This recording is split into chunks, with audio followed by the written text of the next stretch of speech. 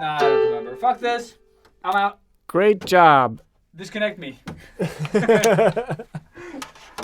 Garbage heroes don't know how to play synth. Synth. Are they called synths in English? Keyboards, Keyboards, that's what they're called. I guess. There you go. Or synthesizer. Synthesizer. Synthesizer. A synthesizer. Mom, Don't touch my synthesizer. don't touch my Mom. Just thinking of that kid that is playing one of the World of Warcraft. Oh, yeah. When his mom shuts it down and he just rages. Oh, yeah. She cuts off the internet, right? Cuts off the internet. I have cut the internet, child. All right. That was great. Yeah. Wow. Wow. Wow. Yeah, I still can't do Owen Wilson. No one can do Wow. Owen except Owen. Wow. Yeah, you just get too yeah. self-conscious Yeah. and then it just doesn't work. Doesn't work. Wow. No. I tried to sneak one in past the I don't know, the Or the oh. meow. Wow. Meow. Meow, Lionel. Oh Snarf. Oh my god. Yeah. So welcome back to episode 193 with me, Ilias. And me, Robert. And today we're going to talk about If what it makes you happy. I've been waiting all day for that. It can't be that bad. Yeah, exactly that. Yeah. So yeah, what makes you happy? Exactly. That's for later, though. Yeah, it is. It's definitely for later. Since we love our listeners so much, So much. we have... Tell them, Sean Clock. You'll need to continue on your personal device. Uh-oh, there's a problem. Please try again. Thank you, Sean Clock. He always knows what to say. He's such a... Took the words out of my mouth. Uh-oh, there's a problem. Amazing. So, Yeah. we're getting closer to episode 200. And with that, we want to celebrate with all y'all. All y'all. All y'all, yeah. Yeah. So we're going to have the Sketchbook Heroes Love You 200 Meetup. Totally practiced that one. Yeah.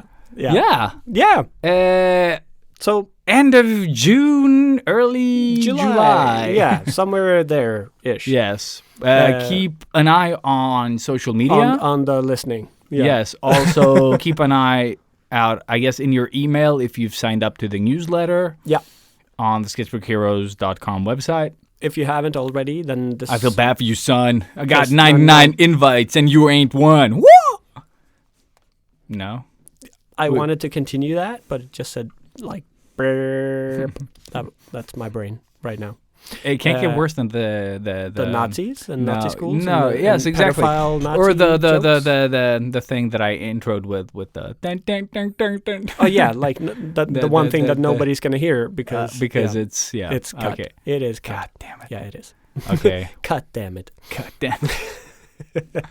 Yeah. But yeah, to not derail the awesome event that we have planned, we're going to have the third Sketchbook Heroes meetup. Yes, and the biggest one yet because, like Ilias said, 200.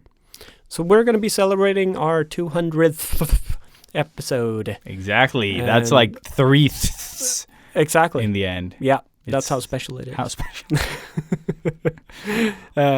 It's insane that we're almost there. It's still like ways away, but It's a month. I know. No, Shut it's 2 months. Yeah, it's 2 but months. still. Thank God it's 2 months. I was so stressed. Yeah, it's still way Breathing. too close. But we want to sort of like give you a heads up because you're listening to this show, to this blabber blah blah blah box, Blabber thing that we've created, and we would really love you to join us. Yeah, here at Studio Underverket. So if you do live in or close by Sweden town or Stockholm or Europe, and you like seriously want to come out and just hang out with us, this is the heads up that you've been waiting for. Exactly. Also, we should tell people that haven't been to the event before how fucking awesome it is. Yep. Yeah. And what happens at the event. You sit down, you draw stuff, and we just walk around and like make fun of everybody. Exactly. 200. 200. Yeah. But yeah. No. Artists from, at different levels. We don't really care what level you're at or if you are an illustrator. Yeah, we don't care about anything. If you want to come, you are allowed to, join us at the event. And the only thing that we will have this time around, because last time we had 200 people that wanted to come, and then we realized that's a fire hazard. Yeah. We can only have up to 100-ish people. Yeah, for us to stay preferably less. Just so we can stay safe. Calm. Yeah. Exactly. So we're going to have limited spots at the event. So it is first come, first serve for the tickets that we're going to release. Yes. But this is just the heads up. So we haven't really nailed down all of the things that are going to be happening or everything that's going to be done. Yeah, we have ideas, but we don't know if it's going to be, everything's going to be executable, but we got ideas. Exactly. We're all about the tease. That's what my wife says. We're going to tease the event until it happens. So keep an eye on social media. If you don't see it the first time, maybe you'll see it the second, third, or fourth. Yes. But maybe we don't know. The thing is, we don't know. We never know about these events. No. The first one had about 70 people with like 100 something that wanted to come. Yeah. And then, second one was chaos, and we had to limit the spots. Yeah. And this time around, we're going to have a limited amount of spots because this venue doesn't take more people. Exactly. And probably a little bit of a symbolic price to be like an entry fee. Yeah. I think just to be able to do something a little bit more fun with the whole thing. Yes, so we can,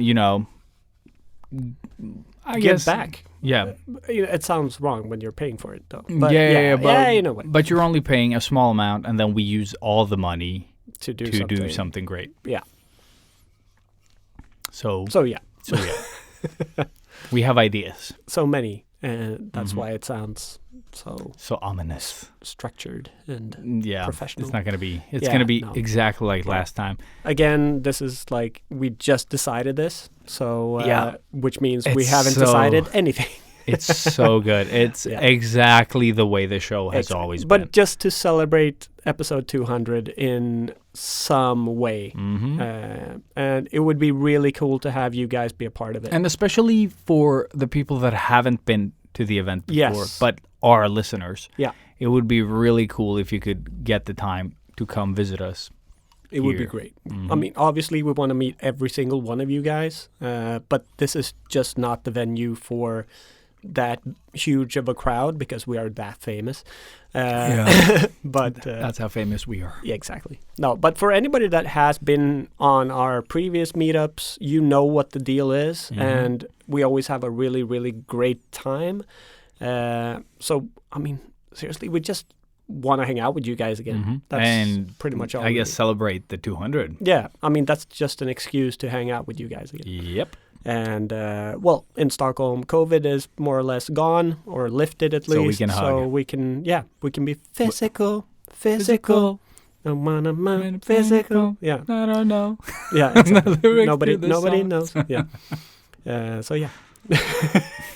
But, yeah, and for those of you that are worried about drawing in public, you can bring your sketchbooks and not draw anything all night. Yes. It is also cool. It's more of a meetup to meet other creative people. Get inspired. And just, maybe make connections as well, yeah. Yeah, I think that's the biggest thing. And previously we've had Adobe, we've had Wacom, we've had Pen Store contribute. We'll see who joins us this year. We don't know, but we'll see. Yeah. It's a surprise. It's a surprise. It's a surprise. Whoever says yes. Don't spoil it. Yeah. But yeah, so that's what we've been planning, and really, really look forward to just meeting you guys again and doing something. And yeah, that's enough of that tease. Enough. Fuck that tease. How you been, buddy? It's good. Yeah. My brain took that in directions that we should not talk about. Never. But yeah, it's good. It's been really good. I have worked on my own terms. Mm-hmm. I have not worked, in other words, but I still feel tired as if I have. Which is, well, I guess, first week of doing stuff your way. Mm-hmm. Yeah. But now I'm back at working. Started yesterday. And yeah, it's basically the same. You know, family, work, family. Hamster like wheel. that little thing, yeah. Round and round it goes. Mm-hmm. Fantastic. But it fits kind of the topic of today, so that's cool. Nice. Mm. Yes. So how have you been, dude? Dude, same. We met up this week, actually, outside of this little shoebox. Yeah. Which was great. And again, thank you for that. We'll dive deeper into that later, but it really did mean crazy much for me. It was a lot of fun, though. It was. I had a blast. And it's weird how it feels like that was yesterday, but also a week ago. It's so strange. But apart from us meeting up, nothing special has really happened. Work, and not that much work. I had Friday afternoon off and all of Saturday off, which meant like, all right, I'm gonna do something with this time, which I will also get into in today's topic. So it ties, like, today's topic really is perfect, I think, for where I am at and maybe where you're at right now. And on today's tools, I will be talking a little bit about Blender. Because right now I just wrapped up my actual project at work, which means we have like a little time to kind of chill and, you know, just organize your computer, throw away everything, because I filled my hard drive to the brim because it's not very big. Yeah. So, you know, like some computer maintenance, and then now I've been doing a Blender tutorial. Awesome. From my good friend Sam Carr that I used to work with that has also been at the event. He has. So, yeah, just learning stuff. Nice. Cool. And in the retro today, like we have seen some of the newer stuff. We're going to be talking about our initial thoughts on Doctor Strange and the Multiverse of Madness. And the Moon Knight wrap-up? Yeah. Just like smidge. Slight tease. And then, whatever else we've seen. Nothing really special. I'm going to be talking just a little bit about Doom Eternal. Because the game, yeah, I know. I'm late at it, but yeah, cool. Just something new. The soundtrack is pretty cool. That's what brought me into it. So I'll be talking about that. Yeah. I think a little bit more than the actual game. But Sketchbook Heroes, love to you do all of that good stuff. All that good stuff. Sketchbook Heroes halal. I don't know. Oh my God. Yeah, we went there the other time, and this. Yeah, we're going everywhere all the time, every time. I would also like to thank everyone for listening and for voting on the podcast wherever that is possible. Like to thank anyone. Yes. Last episode was chaos, but amazing. Intro-wise. Yes. But so good. But oh so good. But oh so good. I did not listen to it because I don't want to know I what really I said. enjoyed the last episode. Like the whole... No, I enjoyed the episode, but it started off as chaos. Good like energy, in though. the room. The whole, I mean, this episode also started off what do you mean? It was perfect. Yeah, chaos. Perfect chaos. Chaos. Chaos. That's why we don't have new listeners, I think. They're like, what is this, man? Is this like the whole episode? No. Yeah. Should like start with the smart stuff, you know, like a little smart, like you cut out like a really good part from the middle somewhere. Oh, yeah. Like find like poop in the gold in the poop or something like that. And then, you know. I was just going to say, like, where anywhere in this podcast is there one thing that Shut up. Don't ruin this. Thank you. Vote on the podcast wherever. Comment. Spread it to your friends. Spread it everywhere. Everyone. Go COVID with the shit. Exactly. Spread. Spread out wide. And with that said, thank you, intro. Go, please. You spread it here first. Oh, my God. Like Vegemite. Yeah. I don't know. Yeah, I don't know. Yeah, I saw Vegemite yesterday. It's just in my head. Every time someone says Australia, I just have the Austria. Like that. God damn it. Put another Jim shrimp Carrey. on the barbie. I love that you said it with like a weird accent as well. Like, didn't sound I even. can't do the accent, so I just make up my own. Make up of my own. See, It's you can't Australia. make up your own. You have accents. But I make up on my own.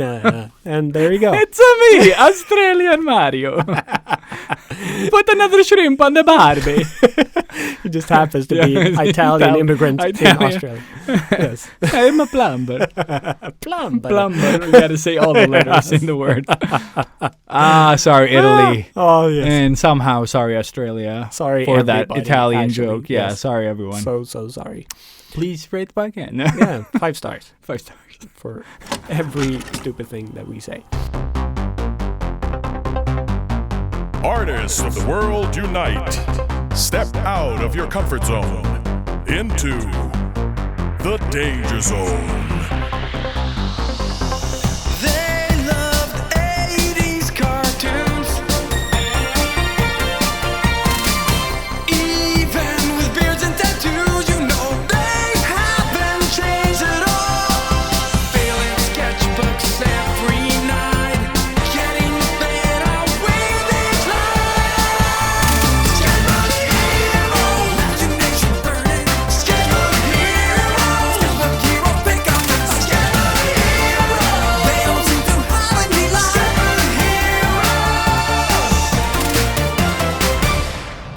There you go.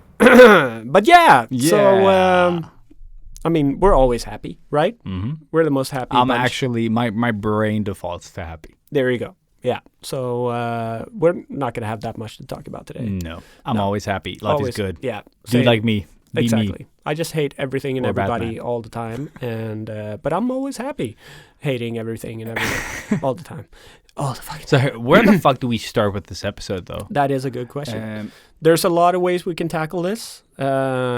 I've gone from being like one of the happiest dudes on the planet to being extremely depressed and then working my yeah, way you had back. your Batman phase, and then now you're back.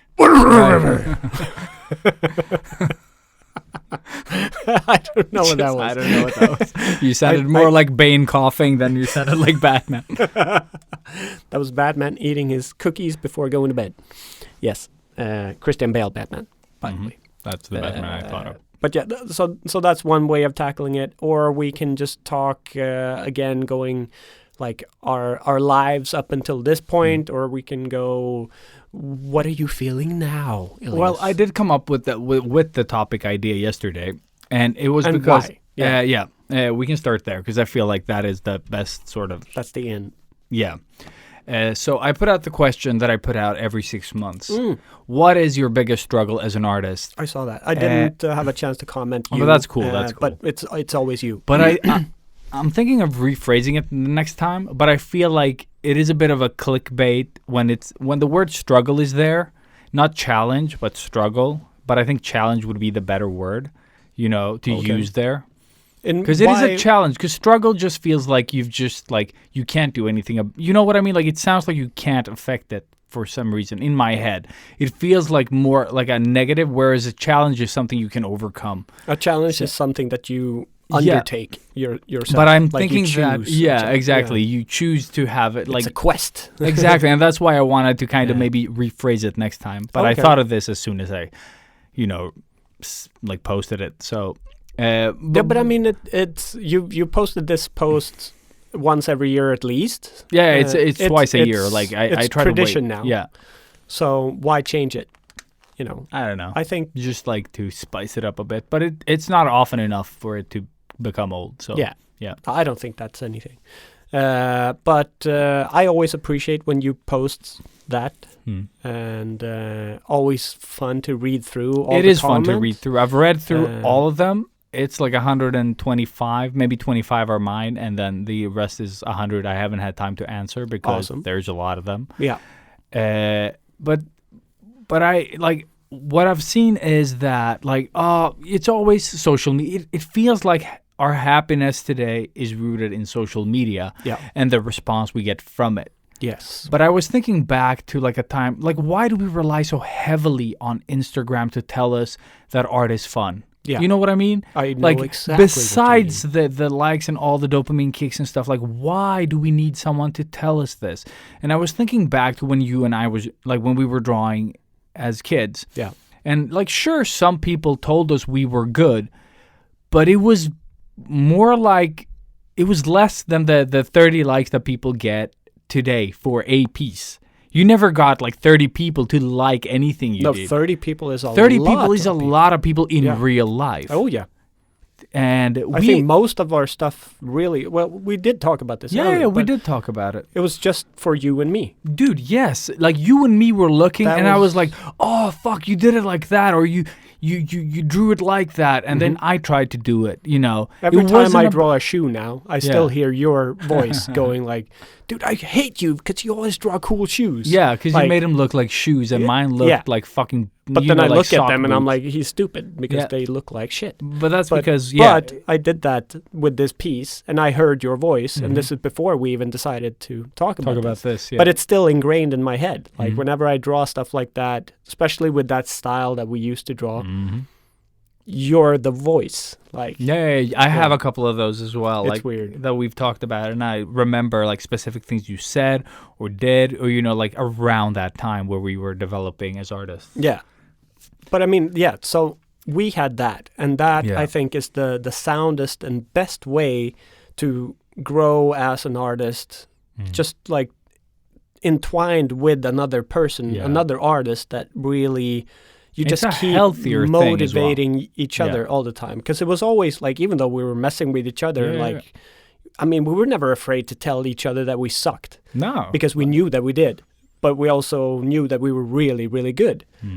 So it was just this constant like back and forth and But it was a nice, you know, like back and forth. That's the thing. Like it honest, felt like, because I remember like drawing something at home and then, you know, like we're talking about the age where it mattered the most was like between 12 and like 16, I think. Like, you know, like those years where we drew like maybe even 18 actually. Yeah, well, yeah, maybe 18 even. Like, but those years, like I remember because the reason why I chose specific ages was because at that age I stopped showing my parents. Yeah. You know, like they saw if I drew and they were like appreciative, but I never like, oh, look what I drew, Mom. You know, at 12 and beyond, like I didn't care. Because it was just another. It was just another, I didn't care. Like they cared if I showed them, but I didn't show them. You know, like there was no reason. I didn't need it Their anymore. feedback wasn't. No, it was always productive, it was always like it's good. Yeah. You know, like it's nice. Like wow, look at Yeah, but not and even. it wasn't. Yeah, It wasn't never even got like that. no. But I mean, like it was appreciative because they're your parents. Yeah. And it's like getting a participation medal. Yeah. You don't care. No. You know, like so I didn't show them. I didn't have a need to show them because I just wanted to like draw stuff that I enjoyed, and then you and me would hook up and we would like put our heads together Gush and like over it. and like, oh, this is cool. Oh, and then I did this one, Yeah. and then like because I remember like you always brought, you know, like the 5 to 10 sketches you've done with you in that binder, and you would just show each other. And we had binders. And we had Always. binders with sketches. Yeah, like loose copy paper, you know, like just the A4. Yeah. But it was amazing. Like we've talked about it a couple of times, but it is like one of the best memories I have. Just you and me sitting and drawing shit, watching stupid movies, and Dude, yes. gushing over each other's shit. Yeah, and then Mostly me gushing over your stuff, and But- then you but- yeah, exactly. being nice and complimenting my stuff. But it was always, and what I do remember is like you were always loving something else that you did, and I looked at the other stuff and went like, dude. Like, how the fuck did you do that? Like, that's amazing. And you were like, what? Yeah, This but is shit. that's always but But that's it's like, always no, how it works. like yeah. the way you did the eyes on that little thing, it's like amazing. And it was always seeing the other stuff that you didn't think was important, but I always picked up different things from everything else around it. So it's always never just the one thing, but everything. Man. Yeah, it just brings back so many memories. Memories, yeah. And I just think of binders now. Like, yeah. I just still- like pages and pages of sketches that were garbage. Yeah. Like it wasn't like, it was just little stuff, you know, like just random stuff on a page, and then you just had another one and another one. And another one. Yeah. Yeah. And it was always just handing you the whole bunch of papers. Yeah, exactly. We while would I switch. was Yeah. like, well, gushing over your stuff. It was always fun. Yeah. And then, like, I don't know what the fuck. We had so much to say. And it was, like, oh, this looks like this. Or, like, I think I had, like, a Treasure Planet sketch. And I had a blah, blah, blah, Like, I don't even remember anymore. I probably have a binder with some stuff. Not that old stuff, but some older stuff. I'm sure I have it all somewhere. Yeah. I've never been big at throwing away my sketches. But I'm really good at sort of just putting it at my parents' house. Yeah. No, that's really good. That's really good. The storage unit. And something that, like, thinking about this makes me so happy. And again, you were, like, usually the only person that saw my drawings. But yeah, exactly. And we were I- like I- oblivious to the whole world. Yeah, we didn't care. There We was had- no DeviantArt. There yeah. was no online we had our space. bubble. Yeah, Like that was it. And what were we gonna do with this? yeah. Like there was not even a plan for us to become anything. No, I was going to like- become a Ninja Turtle. That Yeah. was it. Like yeah, Like that was the only plan. plan. Yeah, that was the only fucking plan. And we were happy with that. Yeah, it was really good, and that's why, like, if someone else saw my stuff, it wasn't because I showed them. Like, I never brought my stuff out to show anyone. No. Like, I was either already drawing in a public place, like school or something, and people would come over and like, oh, can I check through this? Sure. But it was, and it wasn't like, oh my God, it feels so good to get all these compliments. No, it's awkward. It's only Always. awkward. So you Always wouldn't, awkward. so you Yeah. never asked people to look at your stuff. Like, No. you would either That feel would be- shame Yeah. or the awkwardness of getting compliments in real life. Yeah. And I'm still that way. Dude, it is always uncomfortable. it. When people appreciate you. I love it, but I Openly? hate it. Yeah. I don't There's know this- if I love it, though. I don't think I love it. Like, I always- appreciate yeah, it, that's the thing. but I don't enjoy it. Like Like I how don't can you enjoy it. not love getting positive feedback for stuff that you're doing? And the thing is, if someone comes up to me and like, I love the show, that feels good. Someone telling me how good I am at drawing and amazing, like, that's a harder one. I don't know why. For 'Cause me, I- those are the same. If That's the somebody thing, comes yeah. up and gives me a compliment for the show, Yeah. I get really uncomfortable because I know, like, we're just talking shit. Yeah. but How that's- can we get complimented dude- for talking shit? Yeah, but It's that's stupid. what we do. And that's why people. Listen. I No, guess. yeah, listen, Yeah. but also why people think we're funny in real Yeah, life. yeah. Like why we are.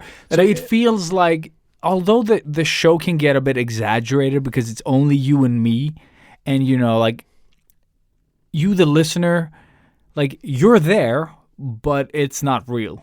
Yeah. Like it is not in my head.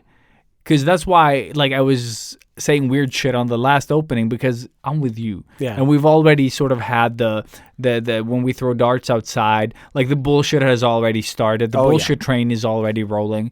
And, when you get in here, we're already on the dum-dum train, Oh, know, yeah. like, and nothing else exists. And it's basically like you and me just drawing. We Yeah, probably exactly. said a lot of fucking stupid shit. We're in that Yeah. bubble again. And Exactly. that's- Smelling each other's farts and saying stupid shit. Yeah, exactly. But, I mean, fuck, I lost my train of thought. I had something You're on really, the hey. really great to say. You're on the dum-dum train. Yeah, exactly. We're on the dum-dum train. Dum-dum train. Yes. No, but, I mean, I think the whole podcast is kind of a metaphor for our entire lives together. Just you and me stuck in a room talking shit, sniffing each other's farts. Dude, Like- that is fucking poetic, but That- I think that's yeah, pretty much But that's sums it up. our Yeah. lives, But and that's, I think, the beautiful thing about this podcast is that we're letting other people into that bubble Yep. and getting we them come off as racist and all that stupid shit. Yes, of course. That's just the plus. But I mean, obviously, we think we're super funny, but No. That's the No. thing. I don't think we're funny. no, we're stupid. We're stupid. Yeah, we're- and that's we're what we talking laugh at. Yeah. We're not laughing with each other. We We're laugh laughing at each other. at the absurdity of the things we say And get away with while we while we say them. Like sometimes like words leave my mouth and I'm like, how did that even Mm-hmm. come about? like, why did that leave my mouth? And why am I saying the next dumb thing? You know, and you're surprised by the But amount also of impressed. bullshit. Yes, but yeah, exactly. Yeah, there's 'Cause- that sort of equal. and that's what I want to get to. It is like I can be aware of what I'm saying as I'm saying stuff that my brain is just shooting out. Mm-hmm. It's just reacting and it's not thinking. And then sometimes you're like, we're going to need to cut this episode. Yeah. You know, And that's where my brain is most of the time, because my brain is going like, stop talking, Robert. And my mouth I've is heard just it. like, Yeah, blah, blah, yeah, blah, blah, I've blah, had blah, that blah, so blah, blah, many- blah. Yeah. So there is a disconnect. There's a disconnect, yeah. It's And firing faster than you can react, although you kind of are. You know, like it's... but then you're like simultaneously impressed because English is not our first language, and we're just yeah, spewing all of this shit out, and somehow it just makes. I like how we funny- stumble though sometimes, Yeah. and you know, Swedish comes in and Italian plumbers, and you Of know, we course. just like because it's all like I feel like those times we're just trying to like get our like balance back, Mhm. and you're just like your brain is just shooting, Yeah, just until you can get your like sort of like your yeah, I we're don't just know, falling just- until we yeah. land on our feet. You know, just I'm just thinking of like Beavis and Butthead Do America when they're jumping out of the plane or whatever the fuck it is. Mhm. And he's like, if we're no, they're on a truck or something, and then like if we run really fast, oh yeah, when they and then jump it's off. just yeah, and it's just like yeah, exactly. That's Yeah, the podcast. That's the podcast. There you yeah. go. But you know, if it makes you happy, It can't be that bad. yeah. So why the hell are you so sad? So sad. But Yes. again, like the whole, like I feel like social media has taken so much of our happiness away, and I feel like I've just like this past year found such a nice balance to where, like, I don't care, Yeah, same. and I still use it, but I see it as a tool, Yeah. as an extension to what I said before, like your social life. Your friends, your family, the people that you care about, whoever they might be. That is, you know, life that matters. Instagram, Twitter, TikTok, whatever the fuck you're using should be an extension of that. You hang out with your friends, you do the thing, and then when you're not with them, social media can be the extension or like the bridge between the space between you, you know. Exactly. It But- shouldn't be your go-to for Yeah. communicating with people, or like, of course, it's an easy way to reach out to people and talk to people. It is but great. it's not your closest friend. Yeah. You sit down with a coffee and talk shit with your friend face to face. It's about social interaction in real life. Because if you're just living out like your whole life through your phone or like social media, it's not really real life. You know what I mean? Are you yeah, but gonna- I actually see it as real life, but I see it as an extension of real life rather Yeah. than... But it shouldn't be replacing your real life. Yeah, exactly. It shouldn't be I mean, replacing it. we still hook up every week, and we obviously we have this. We're talking. We would still hook up even if we didn't have this podcast. I would be very much dependent on you being there, just being my bro. Yeah. You know, talking shit, because I need that. I need this. Yeah, you talked a lot today. Yeah. Yeah, when Oh, we yeah. met at the burger place. There you go. You were like, oh, I'm so sorry. I just... Yeah, I It didn't was even fun know though. what the Yeah, fuck I was talking dude, about. I didn't even actually think about that you were the only one talking. I was like, yeah. It's just like, it just felt normal. You know what I mean? I had been there Yeah. a few hours, so I needed to offload stuff. But no, I realized this morning, and I was watching YouTube clips, like trying to prepare for this episode, and it really dawned on me that that is something that a lot of people today are lacking, because they only know a world with social media. We grew up without that shit. Yeah. And we know how to interact with people without social media. That's how we were brought up. We know how to like make friends in real life. You walk up to a person and ask them things and then get a reply. Whereas people today are afraid to go up to somebody, or even pick up the phone and call somebody and talk. That is actually super common, that people feel uncomfortable calling I am one whatever. of those people. No. I think we all But I'm really comfortable talking to a person face to face. same. So I would rather book a meeting and talk to somebody than call them and talk. So I would like text them with a meetup, meet them, and then talk. If not, texting is okay. Like, but I hate talking on the phone. I really hate talking on the phone. To me, it depends. Like, I really like it when I'm working, I and mean, I'm not working on anything when special. do we talk Yeah. on the phone? Never. Never. And that's the thing. I only talk to like one person. Yeah, my dad. is Yeah, who and I to. talk to Nico because he calls me. Yeah, exactly. You have But to. yeah, but he's from Chile. Yeah, so- there you go. He's worse than me. Yeah. No, but it's really interesting that and how's the next generation going to be? Like, what's the next step from here? Yeah. And how is like what makes people happy? Like, just to go back to that. Of course, you get these dopamines, just like you said. You get that little ding or notification on your phone, and it's like, wow, I'm appreciated. You know, it feels great. It does. But how long is that going to last? And let's say you're 12, 13 years old. That's a dopamine kick. That's already you getting this thing that you're actually getting addicted to, which means that you're going to be doing everything in your power to get more of those. Yeah. And where's that going to end? You know. And also, I think there's a downside to being anonymous online. Like, Yeah. because not everyone is called their name on Instagram. Yeah. And, people write some fucked up shit. And out of the 10 good comments you got, you're only going to focus on the negative because that's how we work. Even if you get 1,000 really Yeah, great, you're it's still going to still the one negative. The one Yeah. negative one that doesn't even apply. No, and that one negative just wrote the negative to stick out. Yeah, it know. just needs to hit you in the right place, Yeah. and it will erase all the good in the world, basically. Like, that's how... And that's how bad it is. Yeah, Like, so... It's horrible. And that's, again, why, like, taking the step away from social media and my phone, I guess, in general, has, like, it just feels so great. It's this sort of liberation. Yeah. The last piece that I drew this weekend really was just for me. I posted it on the story when it was done. I didn't photograph all the steps in the process like I normally do, because I went into this piece thinking, this is just for me. I just want to go back into like feeling the gratification of having created something. And I had so much fun with it. Yeah. But, and I'll just go on with this ramble now. But, so I had Friday evening off and all of Saturday.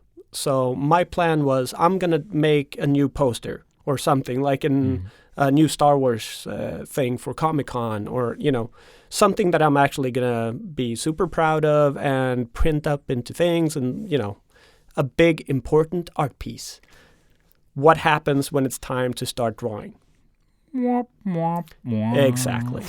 So first off, my plan was I'm going to start drawing after I did that little piece of work on Friday. So from like 2:00 midday, I had the whole of the rest of the evening and weekend off. Fantastic. I'm going to be free and I'm just going to do whatever the fuck. Oh yeah, Santa is also coming home now. Okay, yeah, I'll just hang out with Santa. But then it's hanging out with Santa, and then we're on the balcony, and it's sunny, and it's nice, and I'm just going to have a glass of wine, chill out. And we had like the best evening ever. But in the back of my head, you need to create, you need to, like, it just kept. So I was getting stressed by chilling out with wifey and just like being in the balcony, stroking her stomach, like little baby, like the most amazing time ever. But in the back of your mind, yeah. Because I need to produce something, blah, blah. Already I'd failed. And it was just like, at the end of the night, when she went to bed and I sat down to actually draw the poster, I still didn't know what to draw. My one plan was, okay, I'm just going to sketch something up that I can paint with gouache, because that's going to be the new thing. When we did the pen store gig, from the little certificate or gift card that we got from Pen Store for doing that thing, I got a whole bunch of gouaches, and I wanted to explore them. Sat down, did a sketch. I was going to do a Thor Ragnarok piece, like pure love tribute to one of the most amazing movies in recent history. And then I couldn't find my gouaches. So I spent all like me day, last time, couldn't find the stuff that I needed. all fucking day planning this thing, thinking, okay, I'm, when we're done with today, having had dinner and just like, and Santa throughout the whole day was like, you sure you don't want to go draw? And like, because she knew that I had planned all of this. And she never ever wants to be in the way of me and creating things, because that's how lovely she is. Still, it was just like something pulling me more towards hanging with her than creating. And then when she went to bed, I'm like, okay, good. Now I can actually focus on this. I was really pissy at this stage. Like, I was so annoyed with everything and myself and stressed, and I was the biggest asshole ever, and super sorry about that, Santa. But then I sat down. I did a sketch of Chris Hemsworth as not Loki. As Thor. And then I just couldn't find the fucking gouaches, and everything just fell apart. And I was like devastated, and I wanted to kill something. I was so angry. You did kill something, your creativity. Yeah, exactly. But then, sat down and just sort of let it go, watched some stupid YouTube thing or a movie or whatever, and just brought out the sketch pad again, and I started doing that sketch. The thing, yeah. Yeah. And again, of course, a skull. Just started with a skull. And then it's like, what can I make this into? And that became a balloon. And then that became a metaphor for my entire journey now. And the idea came to me that like, okay, let's do a children's book illustration, but grown up subject thing. Like very twisted and weird, but still cute, fun colors. And so I did that sketch, and then all of Saturday I just drew it and finalized it. And it was amazing. But it all came from having become like extremely devastated, super pissy and annoyed with myself, having like a little bit of a breakdown because I've wasted this whole time and I was supposed to do this magic thing and la la la. Let it go. Go frozen on the bitch. Bam. Gone. Create because you want to just create. Yeah. And while I started sketching that thing, I also repeatedly said, don't photograph the process. No process. Just do this for you. Like a mantra. And then it just became this thing. And I had a blast just listening to music, singing along with the thing. And like, I had all of Saturday more or less to myself because Santa had to work. So I was just at home, chilling out and just fucking having a blast creating. Doesn't matter what I did, but just in the process of drawing something and just playing around with watercolors and testing new things, like nothing super fancy, but I that's had the a thing. blast. I Be. loved it. I had fun, that made me happy just to tie it into today. No, but I think that's really good because I think what broke it for you was expectation. Yeah. You had this like because thing I knew like more than halfway into the week that I had this time off. Yeah. So it already started there. Yeah, of course. You have the expectation of the Saturday, like the lead up, the thing, and then things don't go really like you planned, and it just keeps not going as you planned.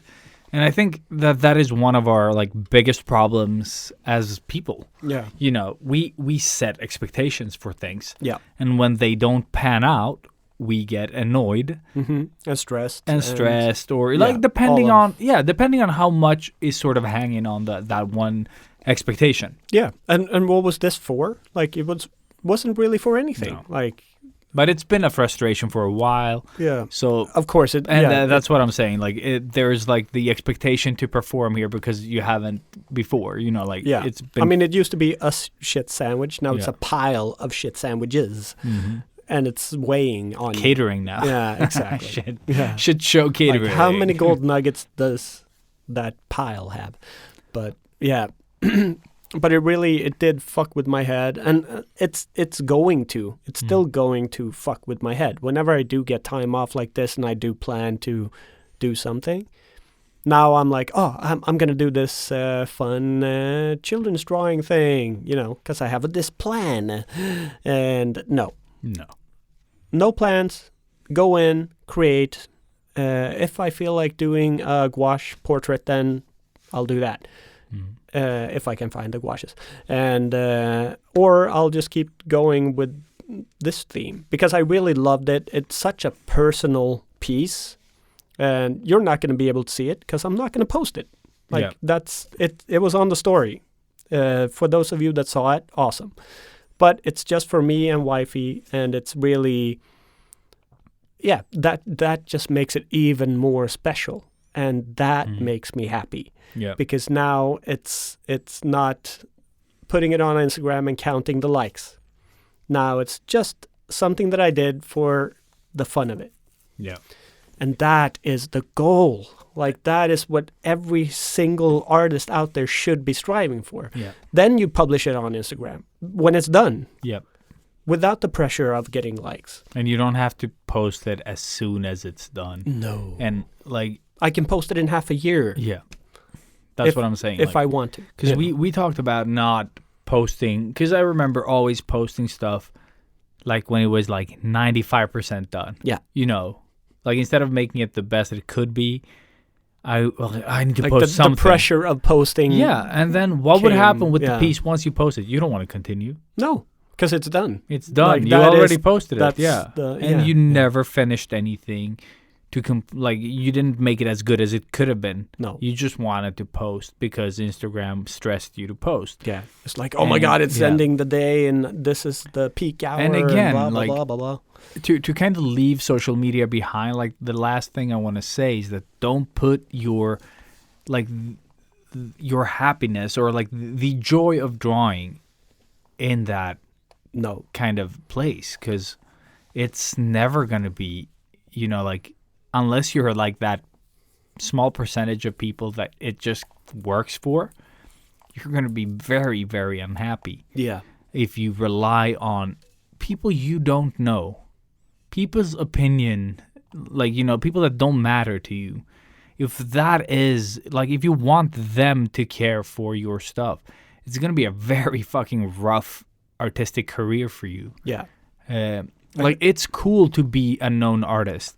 But focus, on being happy first, because it doesn't matter how much praise you get. But are you a known artist for having more likes and followers on Instagram, or what defines you as a known artist? Because today that kind of is how you are, quote unquote, a known artist. But I don't know. But that's again what is success to you? That's exactly it. Yeah, I mean, if you're if social media is success to you, there's a very high likelihood that you're going to be very, very bummed. Yeah, exactly. And that's super sad. It is sad. And that's why you should, your happiness in, doing art shouldn't be on a platform. No. You can post on a platform, but try to mentally train yourself not to chase the likes, not to do that, because we've all been there. But it's possible to not get stuck there. Yeah. I think, again, it's the difference between being an artist and an illustrator. Where I define an illustrator as somebody that caters to a specific brief or, in this case, the likes. Whereas an artist creates for the creation of things, just to get it out, because they have this thing inside and they need to just get it out somehow, and they make it this amazing piece of art, which could be a sculpture or music or whatever it is, but it's for themselves, and it just needs to get out. But, whereas the secondary thing is publishing it for the audience or whatever. That should always be secondary. The creation of the piece should always be for you, and because you need to get it out there. It should never be for attention or for money or for any type of thing other than you have this image and you need to get it out on paper or canvas or whatever. That is the only thing you should be thinking about. Everything else fucks your head.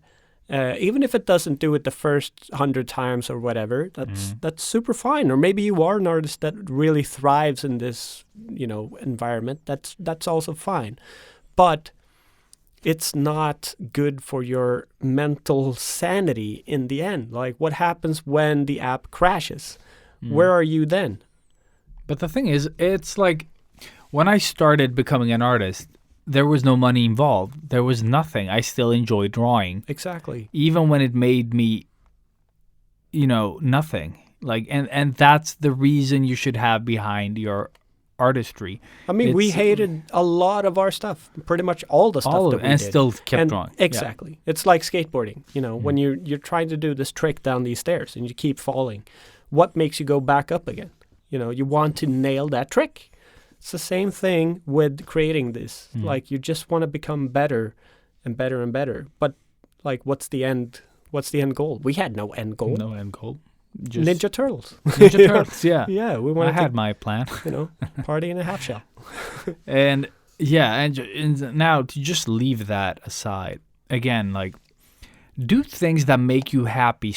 Always start from a place of happiness, because it's so much easier to stay, focused on things that you enjoy. Like, none of the other stuff in life I've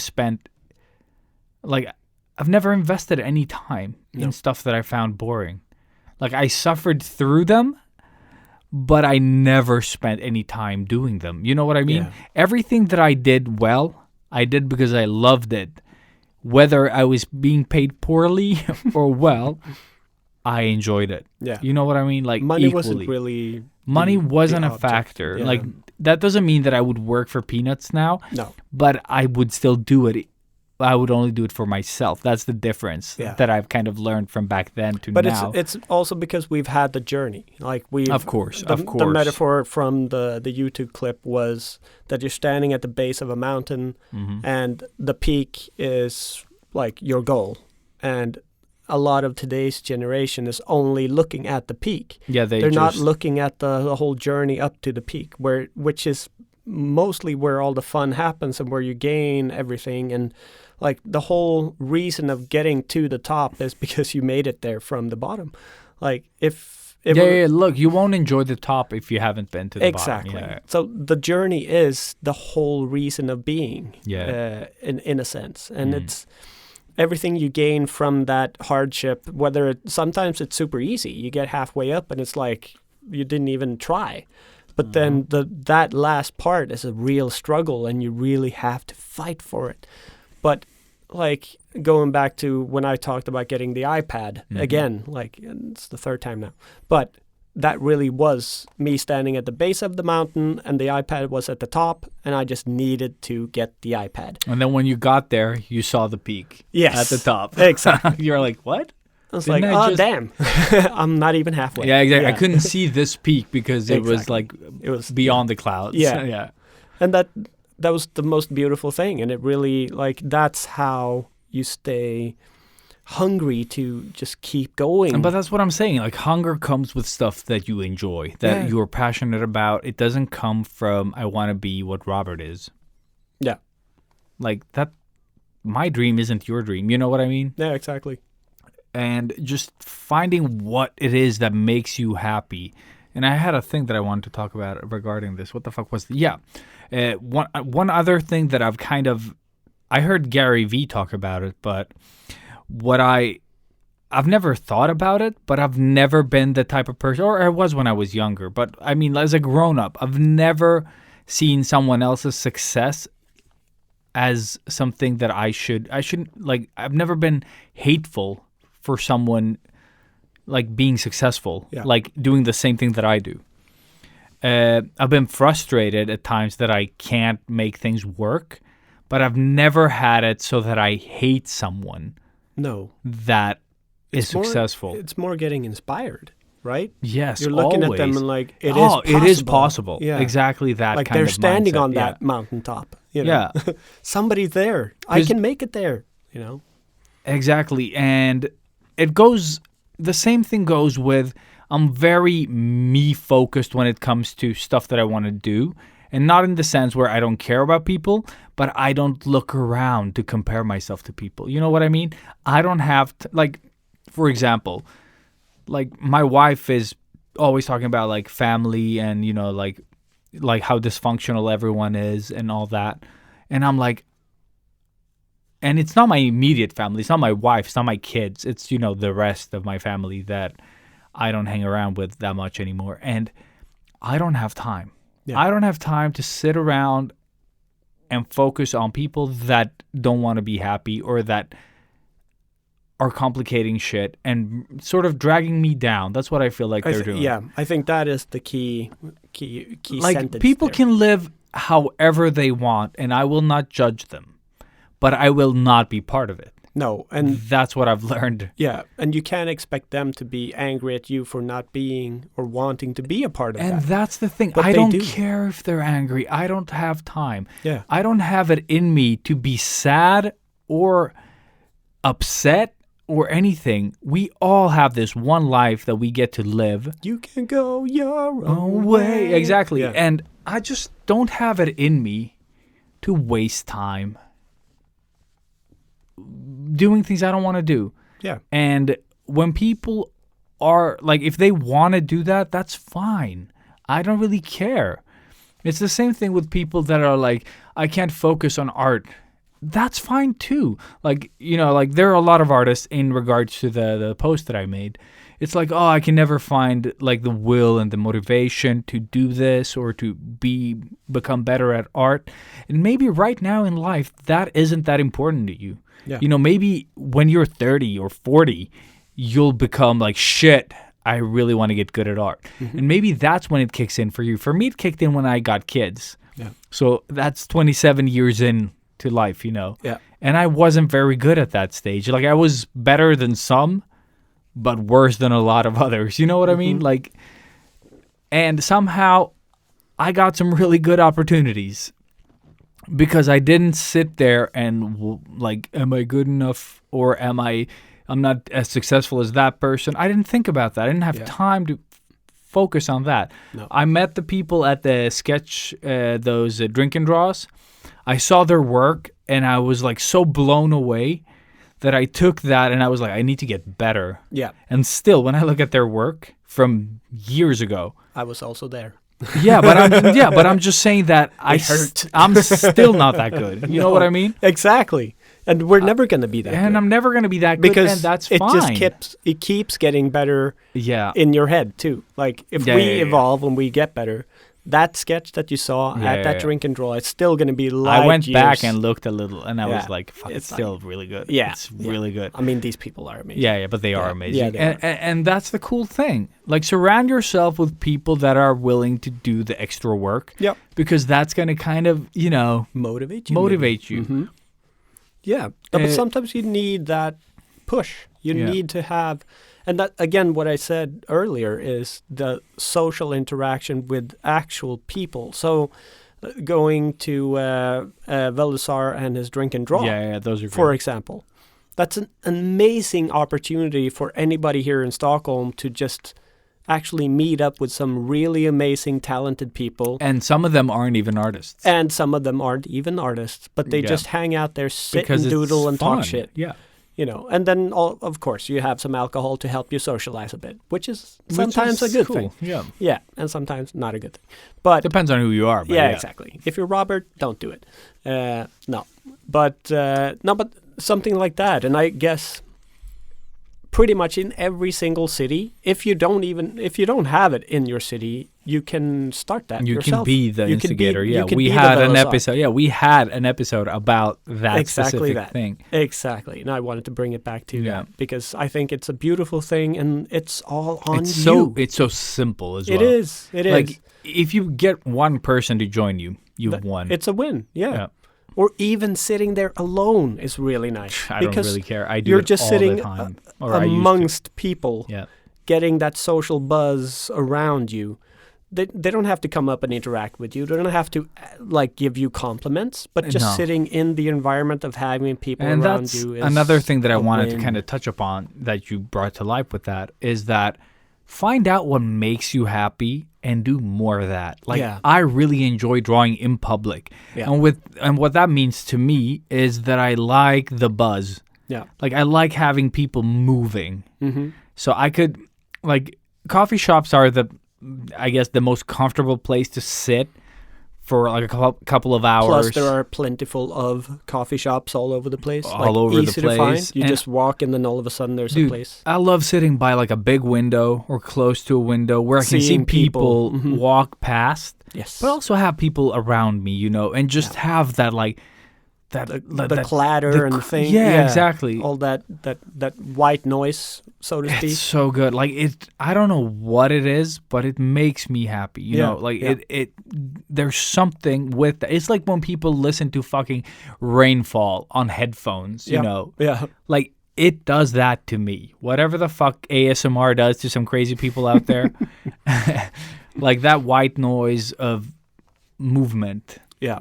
makes me happy. Yeah. Like it makes me, I don't know how to describe it, but I just get into like when you jive with a song Yeah. and you can only listen to that song on repeat. Yeah. And just Like really it is that, feel it. yeah, Mhm. because you hear the song on so many levels. Yeah. And that's what that happens to me. It feels like I'm in tune with the universe. Yeah. And I'm happy. It And it's not like, haha, it just feels. genuine happiness. Yeah. Yeah. It's like that calm. The calm, the like you just feel. I guess good. like, getting really sappy with it, but like hitting nirvana in a way, like reaching nirvana much, if you're yeah. meditating, but getting to kind of close to that, like just feeling one with everything. And we're just sitting there drawing, it's nothing special. And again, you don't have to have people come and give you attention. It's just, That's the thing. yeah. Usually every time, like out of the million times that I've sat outside in public and drawn, I think I have a handful of times where people have come up to me out of the, the total. Like I can remember a few and that's it. Yeah.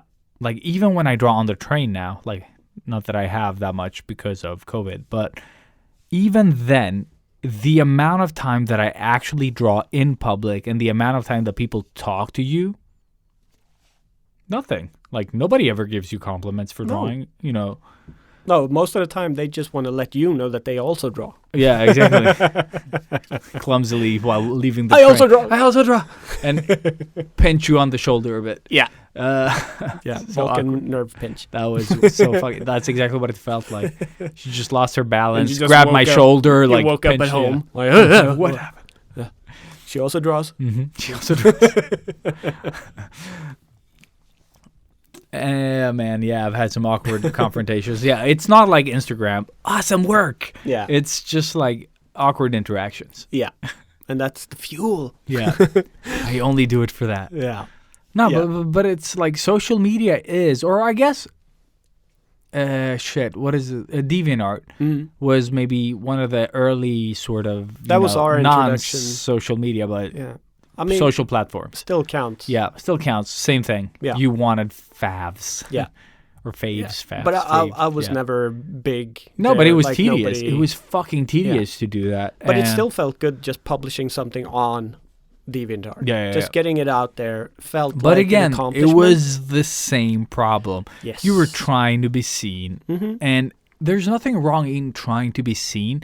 But when it kind of takes over, I feel like as soon as all these platforms came along, for some people, for a select few, it was success. Yeah. For the rest, it was like, oh, I'm never going to become good at art. I'm just going to chase favorites or like people to like my work. And that is the biggest problem Yeah. today. Because you It is, only it is. see those successful people. And you, Yeah, being of the course. ego asshole that you are, and I'm pointing at myself, is like, I should be that guy. Yeah. Why am I not that liked? Because I'm creating stuff that Yeah. I think is amazing and I know everybody will love.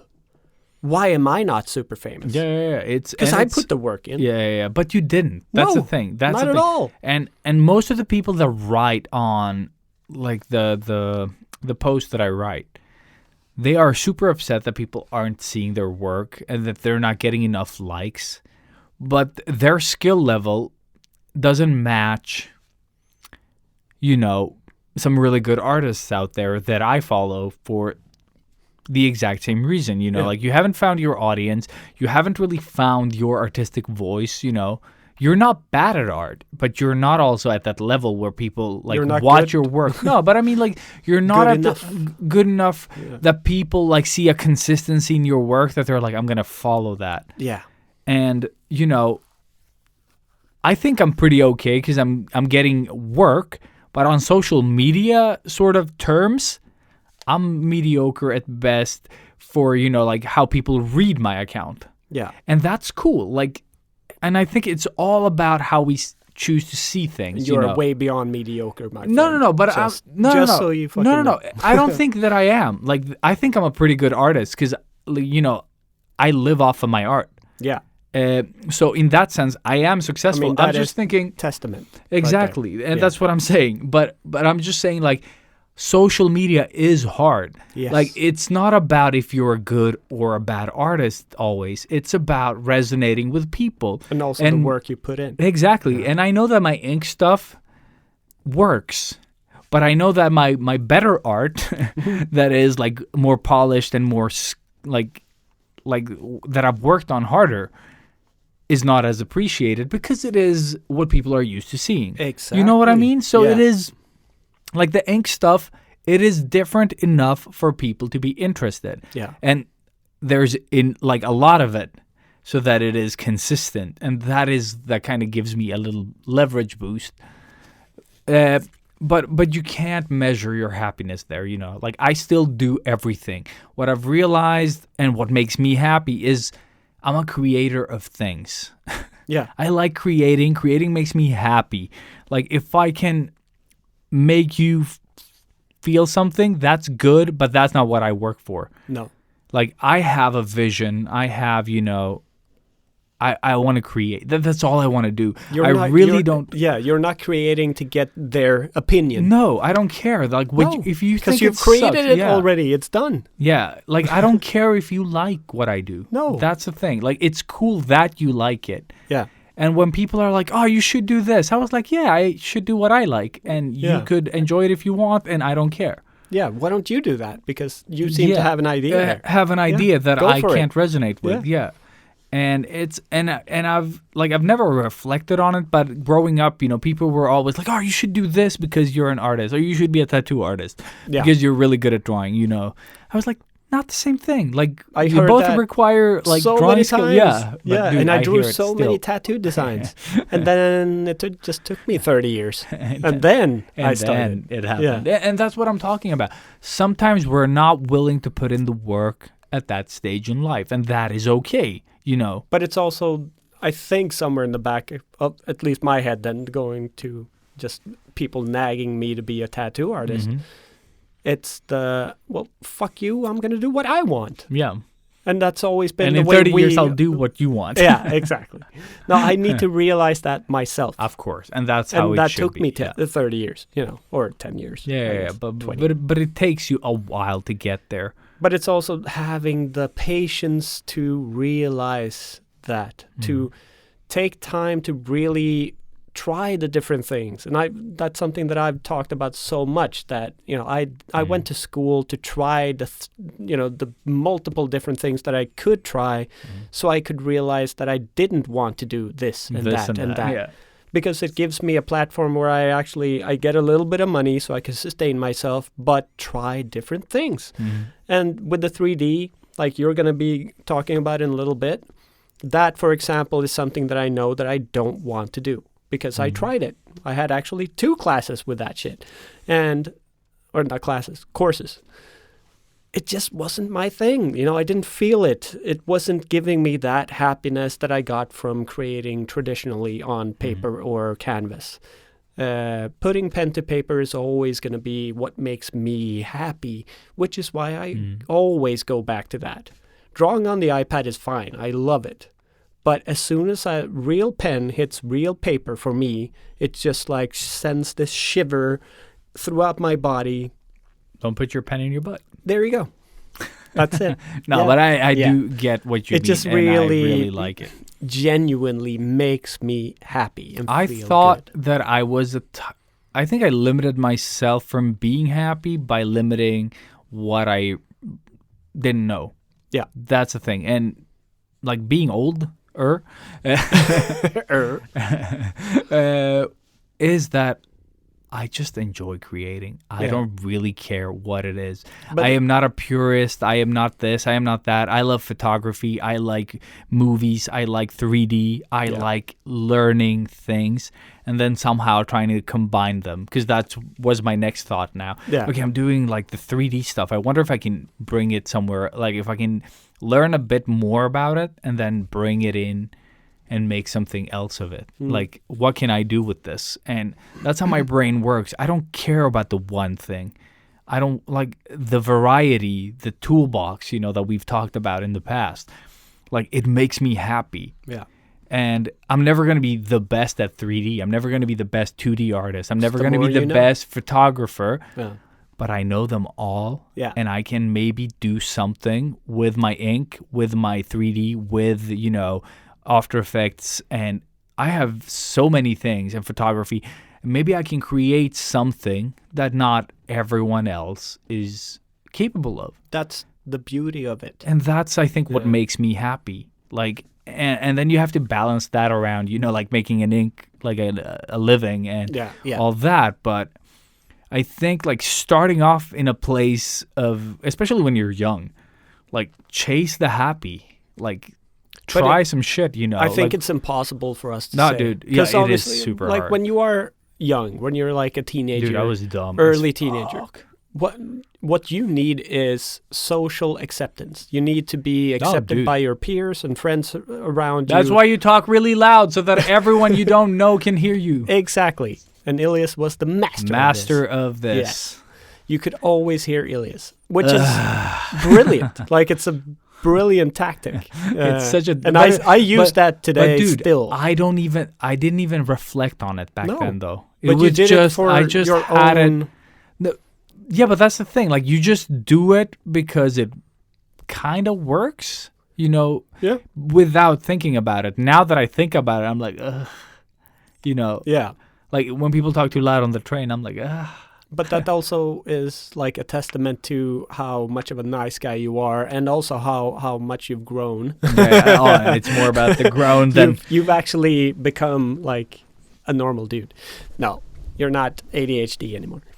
oh fuck yeah, no. that was But yeah, like the way I define, just like going to the topic at hand, like how do I define what makes me happy? Like, what is that?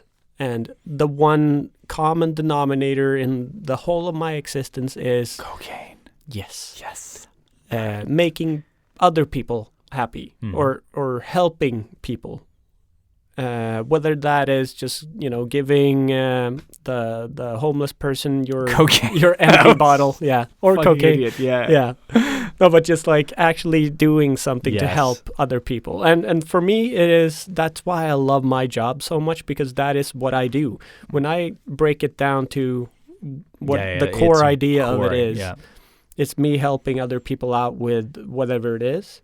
Sometimes it's just doing a cool tattoo, but sometimes it is actually, I heartfelt, lost my yeah. mom. This will have her make it so that she will always be with me.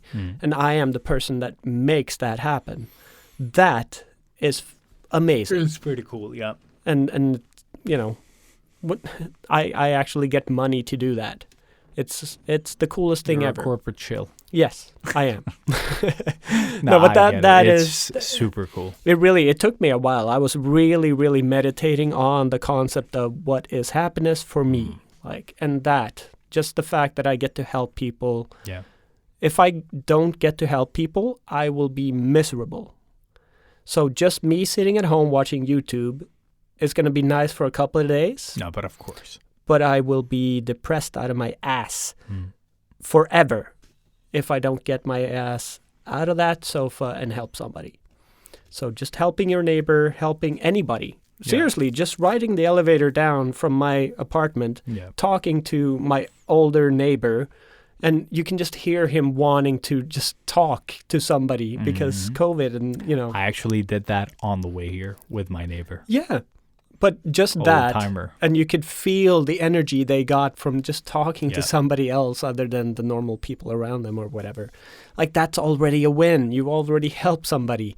And that just makes me feel super happy. And when we say help anybody, it could be, you know, like helping them do something significant, but it Yeah. can also just be nice T-shirt, and that might make someone's day. Just you know, say just hello. that. Yeah, exactly. Just seeing someone. Yeah. Sometimes Acknowledging, yeah. Yes, acknowledging someone's existence basically can be the difference between them having a fucked up day and having you a know, fantastic having a day. fantastic Yeah, day. yeah. Sometimes we just need that little, you know, whatever it is. Like, oh, dude, you. Like- by the way, I saw your thing yesterday. Really cool. Boom.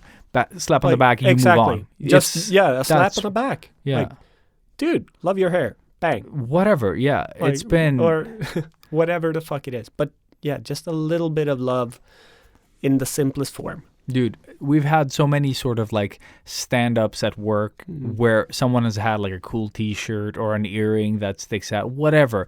And you just like, while people are talking about the thing at hand, you just like, you know, point at your T-shirt and like, you know, like to Yeah, them, like like, sort of, just I love this shirt fucking- you have. yeah. Yeah.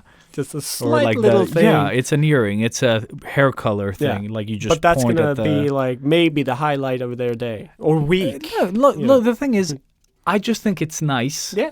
And you just tell them, you Okay, know, yeah, instead of, of like course. someone doing something. You're not. No. You shouldn't No. do it just for like No, the of- gratification. and of that's not what I meant. Just- that I insinuated Yeah, that you I said. know, But I know. No. But it is Maybe just it came that, off that way. if you're thinking something positive, Mm. you know, that isn't some fine ass bitches in here. Yeah. Slack. I'm not gonna explain that one, but it wasn't me. It was some crazy person. But if you're feeling something about someone that isn't, oh, you look tired today, you know, Yeah, if it's something nice, or even if you feel that way, maybe say the opposite. yeah, Just No, because. But I think Or there, give them a wasn't there compliment. like a study that when people said that, people felt even more tired, or like they felt tired even if they weren't tired, Oh, like they maybe. felt it more because someone. Then you kind go of- with a T-shirt. yeah. So Cool T-shirt. no, but dude. just like You look tired. if you have a cool T-shirt, you look tired. Yeah. But it's just that it's so easy to be nice Yeah. and to kind of spread a little joy around. You know, it really doesn't take a lot.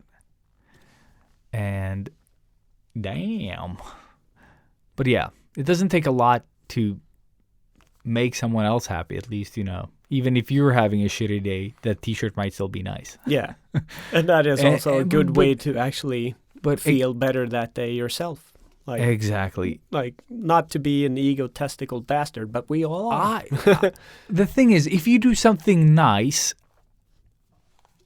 and you feel good in the, like, even if you do it for yourself, it's not gonna make the act less good. No, It's still gonna help it's someone. It's still a good thing. Yeah. Yeah, Like if you do something because you stabbed his cat, that's different, you know. Yeah. Not the same thing. maybe buy him a new cat. Replace the old cat, Yeah. spray it up. Yeah. Looks exactly We all know like the the drill. same. We all know how to do this. Always have to take it into a weird place. Yes, of course. Well, I don't know. Like yeah, my mind defaults to happy or to solve whatever is not making me happy. And without reflecting on that too much growing up, I've always had this, like, I'm going to claw my way out of this ditch yeah, type of mentality. And I don't see the struggle, I see the challenge. So I think it is really, like, taking all sort of anything medical out of this, it's all about mindset, you know. yeah, It is really, like, when I was younger, I could really feel the frustration of, like, younger people being better than me, you know, like the comparing yourself, like all those things. Or like that someone, let's say we were both looking for jobs, they got a really cool job and I got stuck at McDonald's. yeah. Like that could bother me. Oh yeah, But somewhere along that journey, you know, growing up a bit, that kind of flipped. I don't know what flipped it, but I've never had time to worry or compare too much with others because I've had sort of like, even if it was becoming a Ninja Turtle, that was such a big goal for me and so important and basically the only basket and the egg that I had. So when that failed, it failed hard, but it was a good life lesson to learn. You made a fucking omelet, man. Dude, out of my dream, yeah. Oh, and then I had to start over. Fuck. But what it taught me, though, was that if you worry too much about what the fuck people are going to say about your weird fucking ass Ninja Turtle dream, it's going to be a very, tough road. But if you just you just block everyone out. Yep. And maybe that's why I like white noise. But it is just like, focus on what you want to do. Yeah. If it fails, you will have learned something. There will always be some learning. And looking back at all those things, all the one sort of single track dreams that I've had, like eventually that single, I realized I can't just have one thing and then put all my hopes and dreams in it, like Instagram for some of you. Like, you just spread it out a bit, have things happening. So when one fails, you're like, I never really cared. Yeah. Like, because you have like another 10 things happening. I'm not saying spread yourself so thin you're not doing anything, but just have more stuff happening in life. Yeah. And it's always good to have that one dream, of course. Of course, like the long... But it shouldn't be the only dream. Thing, yeah. And when that fails, you lost your identity, your life, and everything. If it is, if that fails, why would that discourage you? Why would the one failure make you not want to do it again? If it is the one thing that you really, really want to do, just fucking keep at it. Yeah. Get better. Get better. And that's what people, I think, is the hardest part. Yeah. You need to climb the mountain. Again, You tying really it back need to that fucking thing. and if you can't climb it right now, You learn. rent a helicopter. No, but I mean, like, no. Yes, that's Some another people way of do. doing it. Yeah, some people have the money, but the rest of us need to learn to climb better. You know, like use your legs. Yeah, right. Exactly. That's how climbing works. Weight You on use your legs. legs. Yeah. But it is a mindset thing, and it's not going to happen today. It's not going to happen tomorrow. And we all have our strengths and our shortcomings. Oh yeah. But what little we can do today, to be, like to kind of get there. If it makes you happy. We got really cool headphones today. Yeah, we fucking did. Yeah, we did. Yeah, they're looking really good. nice. No, Yeah, actually very nice. now, and comfy. yeah, there's no strain on the ears whatsoever. No. Just like they rest against your head. I love it. Yeah. Free stuff. Stuff we didn't have to pay for this I time. feel so privileged. So happy Because right he's now. so white. Yes, also that. I haven't seen the sun in a while. I feel extra privileged. That's a secret, folks. And that's why we're so happy. Oh, No. yeah. Oh, yeah. Fucking idiots. Yeah, I know. Always. Got to bring it back down. To Dum Dum Bus. Yeah, to Dum Train. Bus. I don't remember. Yeah, I what think it was. bus is better. Bus is better. Yeah. Buzz. Way! Beer yeah. cans, yo. But yeah, we've talked about being Yeah. happy forever and ever now. I'm very unhappy of talking about being happy. Exactly. So let's. Yeah, do with that that therapy session as you will. I Yeah. don't know what the fuck we said. It was Exactly. probably good. Probably. But. Dum Dum Bus away! Yeah. Moving on! And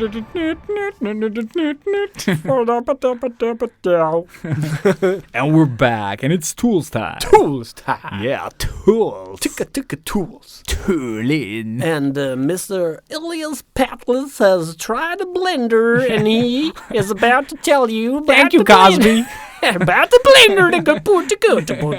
I don't know. With the 3D and the Just no. We still don't know I what he don't sounds know. like. haven't heard We're just Cosby in making it years. up. Yeah. So talk about blender, Ilias. Yeah. So what I said before is that I haven't been. He was blended by the light. No. What's happening? But this is how you become happy. You laugh a lot Yes. by being stupid. Very much. That's why we're happy. Yeah. We're just too dumb to be anything that we else. get to have this release every week, just being we release each other. yeah. So And Blender. with that said, yeah. So I'm in between projects at work. So while we try to figure out what the next game is going to be, we have some downtime where you can focus on your own shit. Like you can concept for cool ideas and try out styles for games you want to do. Or you could learn something that kind of, goes with work. So I'm trying to, do both. And what I've sort of picked up that I've wanted to pick up for like 3 years now is Blender. And I did.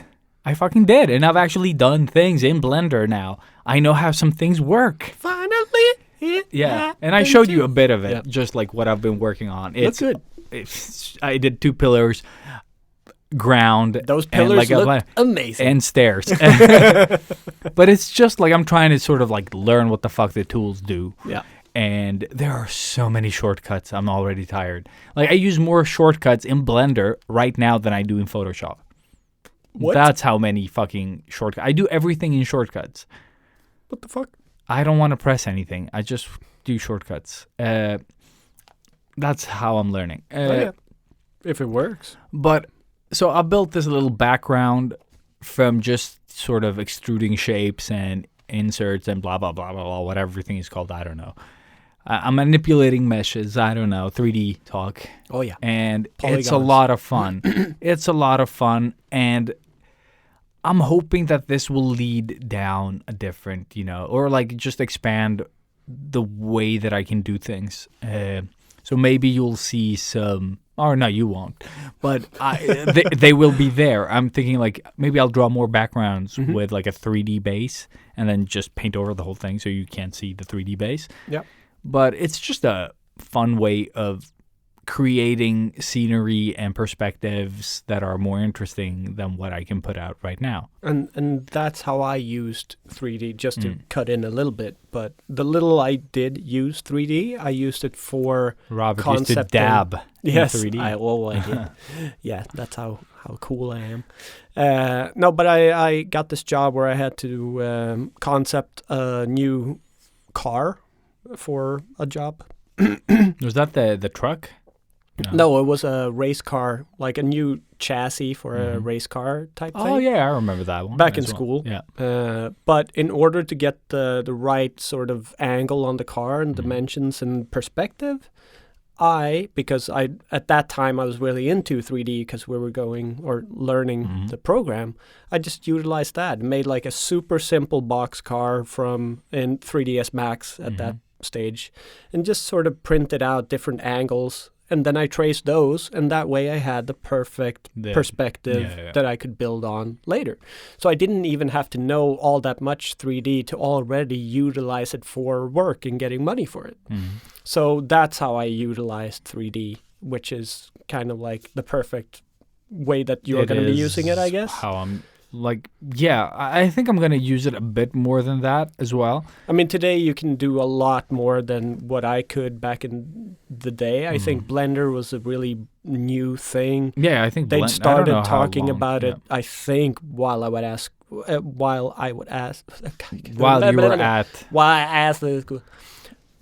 I was studying. Okay. So it wasn't really a thing because we were only using 3ds Max and Maya. But the Maya and 3ds Max is more common, or Cinema 4D, or whatever the fuck. And I was really happy to actually learn 3ds Max because it is a very well-known way of working with 3D. So, I mean, basically all 3D programs work the same way, and that is a very difficult program to work with. So everything else from that was kind of easy. So Maya was super easy to get into after having been in 3ds Max for a couple of times.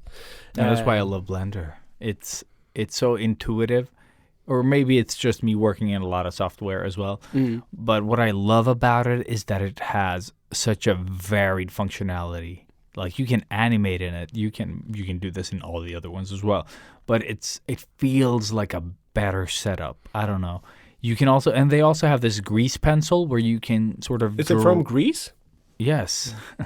I was like, what? Ramoto. Ramoto pencil. They have Ramoto pencil. No, they have grease pencil, which is basically like the ink stuff that I do. Yeah. It's a pencil like that-ish, Cool. but you draw in perspective. What? Yep. What? It's insane. It looks so fucking cool. How So the fuck if you does that haven't work? checked grease pencil in Blender, check it out on YouTube. I'll even link it in the episode description so you can see what grease pencil looks like. Nice. It is insane. It's basically like a black ink smear pencil or pencil ink.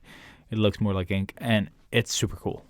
So I'll post something with the grease pencil there because Nice. it is fucking awesome. If you're gonna do one thing, and the best thing is you can draw out a scene, and you can like change the perspective, move your characters, move the camera to just get the composition like from a simple sketch, then just move it, like export that into your Photoshop or Procreate, whatever the fuck you want to do, and just have like an image of the perfect composition, Yeah. So it's so cool. I can't even explain it. You have to see it in action. But I'll try to find a good video of where it's being utilized. There's even one where someone animated like planes in it. Like, it's insane. It's super cool. It's one of the first things that I saw years ago about the grease pencil, and that's why I wanted to get into it. Nice. And it was before my ink stuff. So But I mean, Maddie has been promoting Blender has he? a lot. I thought it was Clip Studio. Was it Clip Studio? Yeah, it's only I Clip. thought he talked about Blender last time. I don't I was here. remember. Yeah. I think, but yeah, I'm sure somebody's Yeah, talking send about all your Blender. questions to Maddie, even Yeah, if you do didn't. it. But it Because looks it is really such promising. a versatile thing. Yeah. Yeah. And the cool thing about it is how quickly, and I suck, but it's cool how quickly you can sort of get into it with the right tutorial. And what I love about my friend Sam's tutorial is how sort of like he just skips everything he doesn't use, and just like, oh, if you want to create sort of backgrounds for your scene or something like this, just do these things. And in that way, like, I think it costs like $10 on ArtStation.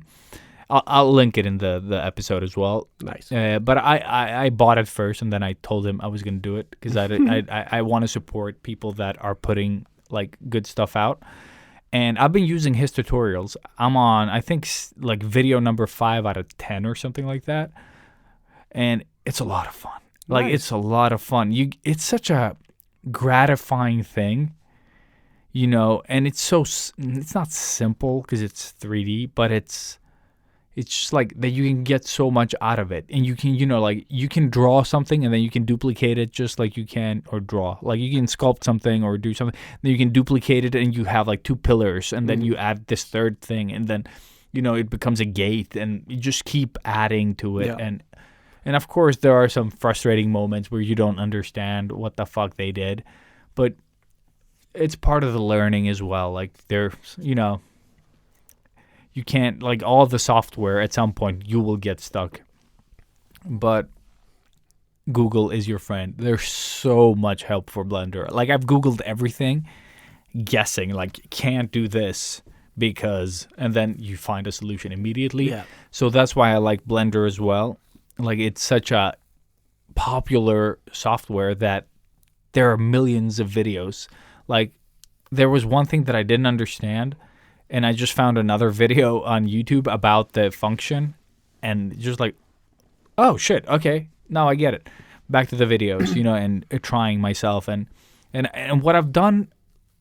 The difference in my learning today from before is that I don't try to just do all the videos, one after the other. I try to kind of like, okay, he taught me these 5 things. Now I'm going to just use these 5 things, and I'm just going to create shapes. I'm going to bevel. I'm going to bevel everything. I'm going to make shapes and then bevel them.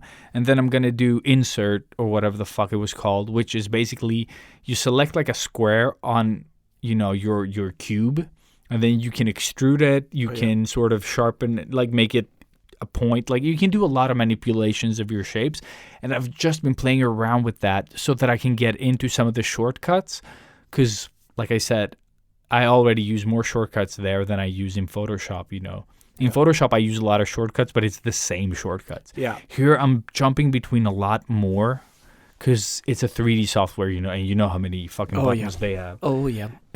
So I'm just trying to get into the habit of working in the software. So the more you can sort of like practice something and just like, even if it's just repetitive fucking things where you just manipulate shapes, the more you do it, the easier it becomes. Like once it's second nature, you're good. You know what I mean? Like you've already sort of put that in muscle memory. So even if you can't think of it, you'll do it. Yeah. It's like your password, like your bank card or whatever the fuck, your Visa card. Like I never remember the fuck. I don't even know my password unless I press it. Yeah. You need to have the Yeah, keyboard, you need to have the keys there, yeah. and then you know what it is, but you don't know the numbers because you don't think about it. And I just got a new fucking card now, and it's hate it. a brand new code, which is Oh, so shit, different that from the is first one. so the right worst, now, I yeah, keep the worst. entering the wrong code. Yeah, I have, but my business, like the one that I bought the camera with, for my company, I don't know that password. I never use it. I use it like every now and then. Yeah. But it's just like I try to really work through the stuff that I'm being taught and then, moving on. Yeah. And then doing that video for a while and just trying to understand. And whatever I can't understand, I'll stick with that and try to solve that problem. And once I've done that and I feel a bit more comfortable, I'll move on to the next. Yeah. Yeah, but that's smart. Because I don't want to get into the YouTube thing where you just watch a bunch of videos and you don't try any of the fucking lessons or whatever. No, and then you've spent 10 hours watching 10 videos hours, and you yeah. get 3 things out of it. Yeah. Because I started watching another tutorial that we had at work, and it was so much talking, and it's so much waiting, and the guy explains everything, and, it's blah, blah, blah. And it had like 100 videos in the introduction. What? Like, that's too much of a breakdown for me. Like, Yeah. I need to, like, I'd rather just not know why I'm doing it in the beginning and just get into it fast and then go back and, okay, I don't understand this. Like, here's a cube.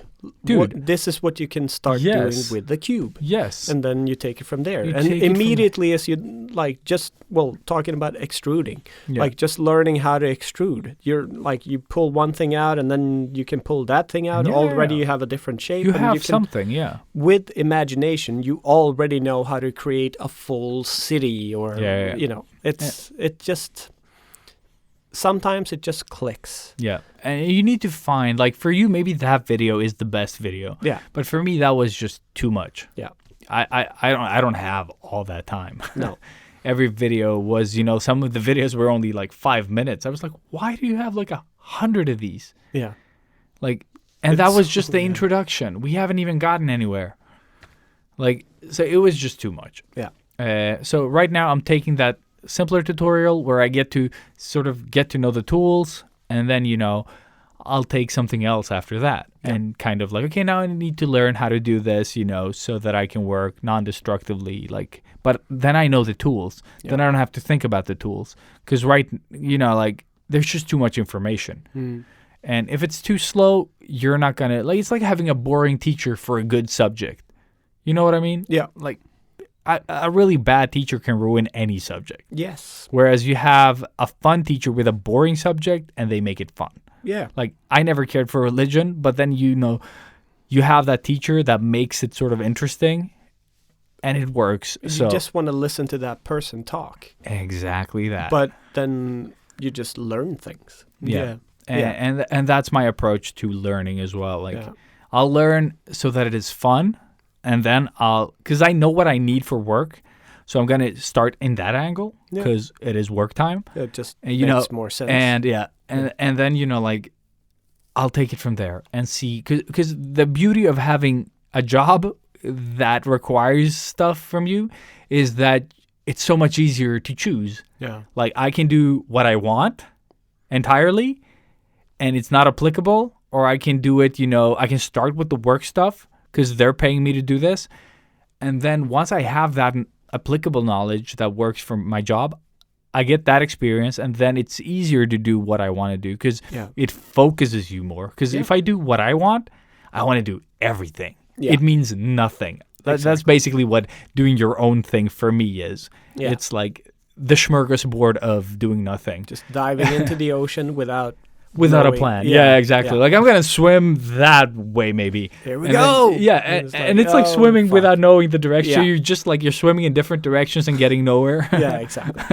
And then comes the sharks, and, yeah. And you're then dead. you're fucked. Yeah, exactly. That's how it goes. That's how it goes. So, do 3D the right way or die. Exactly. But yeah, No, maybe but- enter with a plan. Yeah, I think it I helps. want to learn how to do a background. Dude, or yes. a figure. Have a thing that you want to create. I want to 'Cause, create like, symbols or icons. I wouldn't dive into Blender personally. I would probably, because what I want to do, I would go ZBrush and start sculpting. And that's the thing. Blender has that Oh, it does. in it. Yeah, I don't know how. Okay. That's the beauty of Blender. Like, it has a lot Everything. of fucking things. Oh, I don't okay, know okay. how it compares to ZBrush. Yeah. And you can use ZBrush and then go into Blender. Like, Oh, there's okay. So you can it's just 3D import files, Yeah. so they all have the, I don't know what the Same. fuck they're called, OBJs or I Yeah. don't know what the Files. files files of the 3D. Dot files. Yeah, I'm not that good at No. that stuff. Like, I don't even know how to save a project properly, like with folders and textures It's and been all way that. too long for me. I Dude. don't remember shit. I used to do a little 3D in Maya that I learned, like I was learning at King. Mhm. Like, Maya was never fun. No. I looked at Whereas Blender is a lot of fun. it. Okay. I don't know cool. why. And it is for free. Oh yeah, it's Right? so free. That's why I'm surprised it's that good. Like, it's, Yeah, but I think that's the biggest takeaway from yeah. this episode. So we made We gave you something here. We have a deal with Blender. So Yeah. free Blender to everyone. Exactly. You go in now and you enter not Sketchbook Not Sketchbook Heroes. Heroes. And you still just get it for free. Blender. Yeah, there we go. Yeah. No, but You're it's welcome. fun. If you like, and the cool thing about like the possibilities with 3D today is, like, first of all, if you want to work as a game artist, having 3D knowledge and understanding is a plus. So it'll put you like higher than a lot of artists, even if you're not the best 2D artist. If you have a bit of both, Yeah. that's really good. It's a win-win. It's a win-win. But also, if you want to 3D print, having that knowledge Which is becoming is more also and more super of a thing. fun. Yeah, it's super yeah. fun, especially if you have access to a 3D printer or Like you buy one. we met Thor. Yes. He had 3D printed He had his, the axe, yeah, the Stormbreaker, Stormbreaker. Thank you. and yeah, it's pretty cool. So whatever you want to do, learn There's no those tools. end Yeah, to the possibilities. yeah, it's Had to. fun. It's fun learning. I think learning maybe and creating is the best fucking thing. Yeah. I don't know, but really looking forward to, I don't know for how long I will be able to just play around with Blender, but for as long as they let me and I have something to show for it. I mean, We're good. you already had something to show for it, I think. Yeah, it's So- not that great, but I have a plan for it that I'm going to try to kind of get a thing incorporated into the thing that I showed you. Yeah. So I'm gonna take an image of since I work with slot games, I'm gonna get a couple of rows of symbols, just an image that I'm gonna insert and put sort of like in the gate of the thing.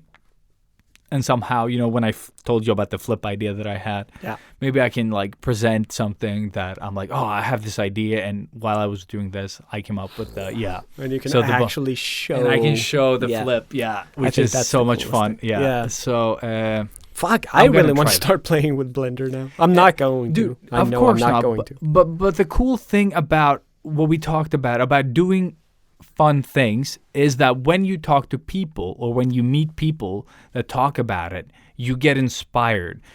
That energy can be translated using the momentum that we talked about on last week's episode. Yeah. It's the same thing. It like is. it applies to anything. Like, you watch a movie that you really like, you listen to a song that you really like. There's something that happens to you on a psychological level. That energy is momentum. Like, Also, getting all of those things into your head or trying those different things is probably going to help you somewhere along the line. Like, so Ilias is trying Blender now. And then a year from now, he's talking to somebody, and they bring up Blender. And maybe if you just did it for this week, Yeah, that's what I'm you'd saying. still have been in Blender and you've tried it. So you have your experience from using Blender, and you already have this connection because this person uses it. And Yeah. you're like, oh, I tried it for a week. I didn't really like it at the end, but this was really cool. But you have a connection. There's an in, and you're talking. Like, that's how we work, I think. Yeah, because yeah, we yeah. just try different things. We're not afraid to fail at different things. We just try them. I felt so much But- in Blender already. Yeah. Should have but- seen the first stuff I did. But that we have our experience with it, which is something that we're gonna bring with us forever, and that just opens up so many different new things. So that's why I keep nagging. Oh, you know what's trying cool different about things. Blender as well? You can bring in, what are they called? Paths from Illustrator, Oh yeah. and you can 3D them. Ooh. So you can take like a font Yeah. and just bring in the outlines. Yeah. The Put 'em in polygons, I guess, fucking- or- No, vertice. Whatever they're called. Yeah, They're yeah. called whatever I said. Now I'm confused. But you can bring them into Blender, and you can just, you can flesh them out, like extrude them or whatever the fuck it's called. I don't know. Yeah. Transform them into shapes, and you can add texture to them. You can do a lot of stuff to them and animate them in Blender. So more or less, you write a sentence and then you bring that into Blender, and then you just Yes. extrude them and you make it into a building Yeah. complex. And you have because you I could take put, Sketchbook Heroes, the font Yeah. from Illustrator, take it into Blender, and make a 3D logo for us. Awesome. It's pretty cool. Yeah. It's pretty fucking cool. So if you're bored, you have a computer, get Blender. Get Blender. It's free. It's very free. It has a lot of fucking features. Pick one. If you like drawing, try the grease pencil. And if you like sculpting, try the sculpting feature. If you like some like just, working with shapes, try the other stuff. It's free. Nice. Yeah. It's like you can use it for work, and it's free. I want to try more, the sculpting thing at some point. Yeah, I haven't even gotten to that part yet. I'm trying not to rush. Yeah. I'm trying to get it in like pieces so that I understand what the fuck I'm doing. Yeah, well, I mean, you have a structure. Yeah. Just follow it, do your thing. The thing is, I only have a structure because I'm following the tutorial. And there you go. That's that is my But compass. sometimes yeah. that's such a good thing. I think it is a good thing. because if you otherwise, can- yeah. where the fuck are you even going to start? Dude, I Sometimes- opened it. I was like, no. Yeah. And then I started with the tutorial, and I was like, Clip yeah. Studio. Clip Studio. There you Still go. no. Even Yeah. with the tutorials, I'm like, no. And that was it for me too. Yeah. Like I tried it for like 3 days. I was like, I'm not getting anywhere. I'm not feeling Dude. comfortable. I'm not. If it wasn't for Matthias's videos that he recorded with, compass, he just he made this stupid video for me where he kind of joked and just filmed his screen while doing it. That's how I learned most of the things. Awesome. And then I Googled the rest in frustration. I'm like, okay, Matthias, I'm really angry at this software now. And he just recorded this he just did like the Hugo. stupid, he Yeah. just did the most stupidest voice and sent me videos of him just doing the little sort of thing I couldn't figure out. And it was so annoyingly easy when he did it. And, you learn. And with that said, Moving on. yes. Moving on. Dum dum buzz, whoop! I don't know.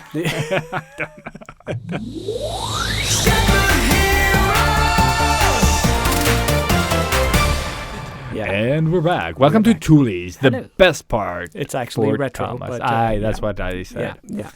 But you wanna keep talking? Keep a talking. Keep a no? talking. Keep a talking. Yeah. Retro my, time. My tongue today is very tied, I guess, and tired. Tired. And tired. Very Yeah. nice. Tight like a tiger. Tired tiger. Tiger. Tiger. Rawr. Rawr. Rawr. Yeah. Wow. Wow. Then I can take this scored home. Wow. Wow. Very interesting podcast topic. Very much so. Yeah. All right. First, before we go into the non-spoiler talks of the things that we said we were going to talk about, I'll talk about the thing that I said that I was said going to the talk things about. you were going to say, and then I'm going to talk about the thing that I saw.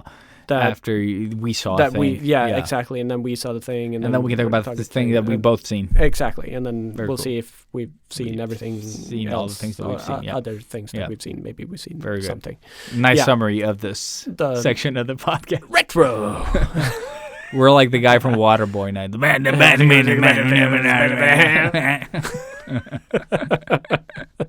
If you know, you know. All right, I fell into the trap of Doom Eternal. This was like actually my way into this is the song "Rip and Tear" from the album, Yeah. which is amazing. If you're into like hardcore metal type music, I don't know what it is, but Really- it's really good. hard riffing guitars and extremely ass kicking drums that will make your face bleed more or less. Actually, I can play Because you Doom guy shoots you in the face. So this is the song. I'll play you a few seconds from it. This is the song.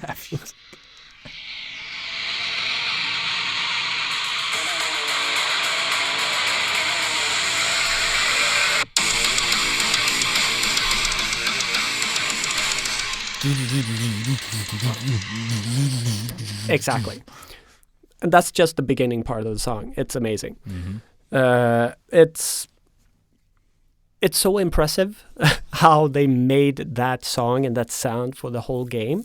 And I just stumbled on this 1 hour talk from Mick. I don't actually know his full name. Talking about how they came about, or how he got the brief and the job, and then how they actually managed to do the whole thing. It's so impressive. And I thought it was impressive just hearing the song because it's so fucking It's a good badass. song, yeah. It's like getting a hard on while being tortured. It's amazing. Does But- it get harder than that? Yeah, it does. It actually does. Like, it gets, you know how I love just hearing geeky people talking about, well, like nerds talking about nerdy things. You get a broner. Yeah, I do. And this, like, I don't know much about making music at all, especially Same. when they go into, like, talking about the specific instruments they use and, you know, numbers and whatever. But just hearing somebody that's so into something talk about that thing makes me so happy, you know? And, yeah, I was just drawing, so I needed something to sort of take my, or occupy my brain while I was drawing. A sketchbook hero's distraction. I did. And this guy did. And it's so fucking cool. So I linked the YouTube clip is on the Discord. If you go into geeky stuff, or For the Geeks is the sub thread. And it's so fucking cool. I can't go into the specifics because I really can't talk about it because I just can't explain what they did. But it's something about like how he sends music out through this program that inverts it and sort of, I don't know what the fuck Magic. it does. But when it relates to the game and how he explains how the game works and the story behind the game and everything and how they make these sounds, it just makes it even cooler. And then you hear the song and it's a badass song. And then so much more. But because of that, obviously I had to try the game. The game, yeah. So I love how late you are to this sort of thing. Like, But- I don't play these types of games, but yeah. And this is the thing. I got this game a while back. Oh, shit, you had the game. Yes. So this is where I get into a whole different segment of this show that we haven't had before. Robert jerks off to cool shit. Pretty much. No. So this is just to kiss gamers off. No, to piss gamers off, maybe. But it's games that I've bought but not yet played. And so just to piss everybody off and not to kiss anybody, here are a few games that I actually own that I've not yet installed. Very cool. Bloodborne, Just Cause 3, Murdered, Sole Suspect. Control, Monster Hunter World, Iceborne, Soul Calibur 6, Metal Gear Solid 5, Dark Souls 3, Resident Evil 2 Remake, Grim Fandango Remastered, Destiny, Star Wars Battlefront 2. Those are just a few. I have a couple of those. There you go. And they're just sitting there. I still haven't. Yeah.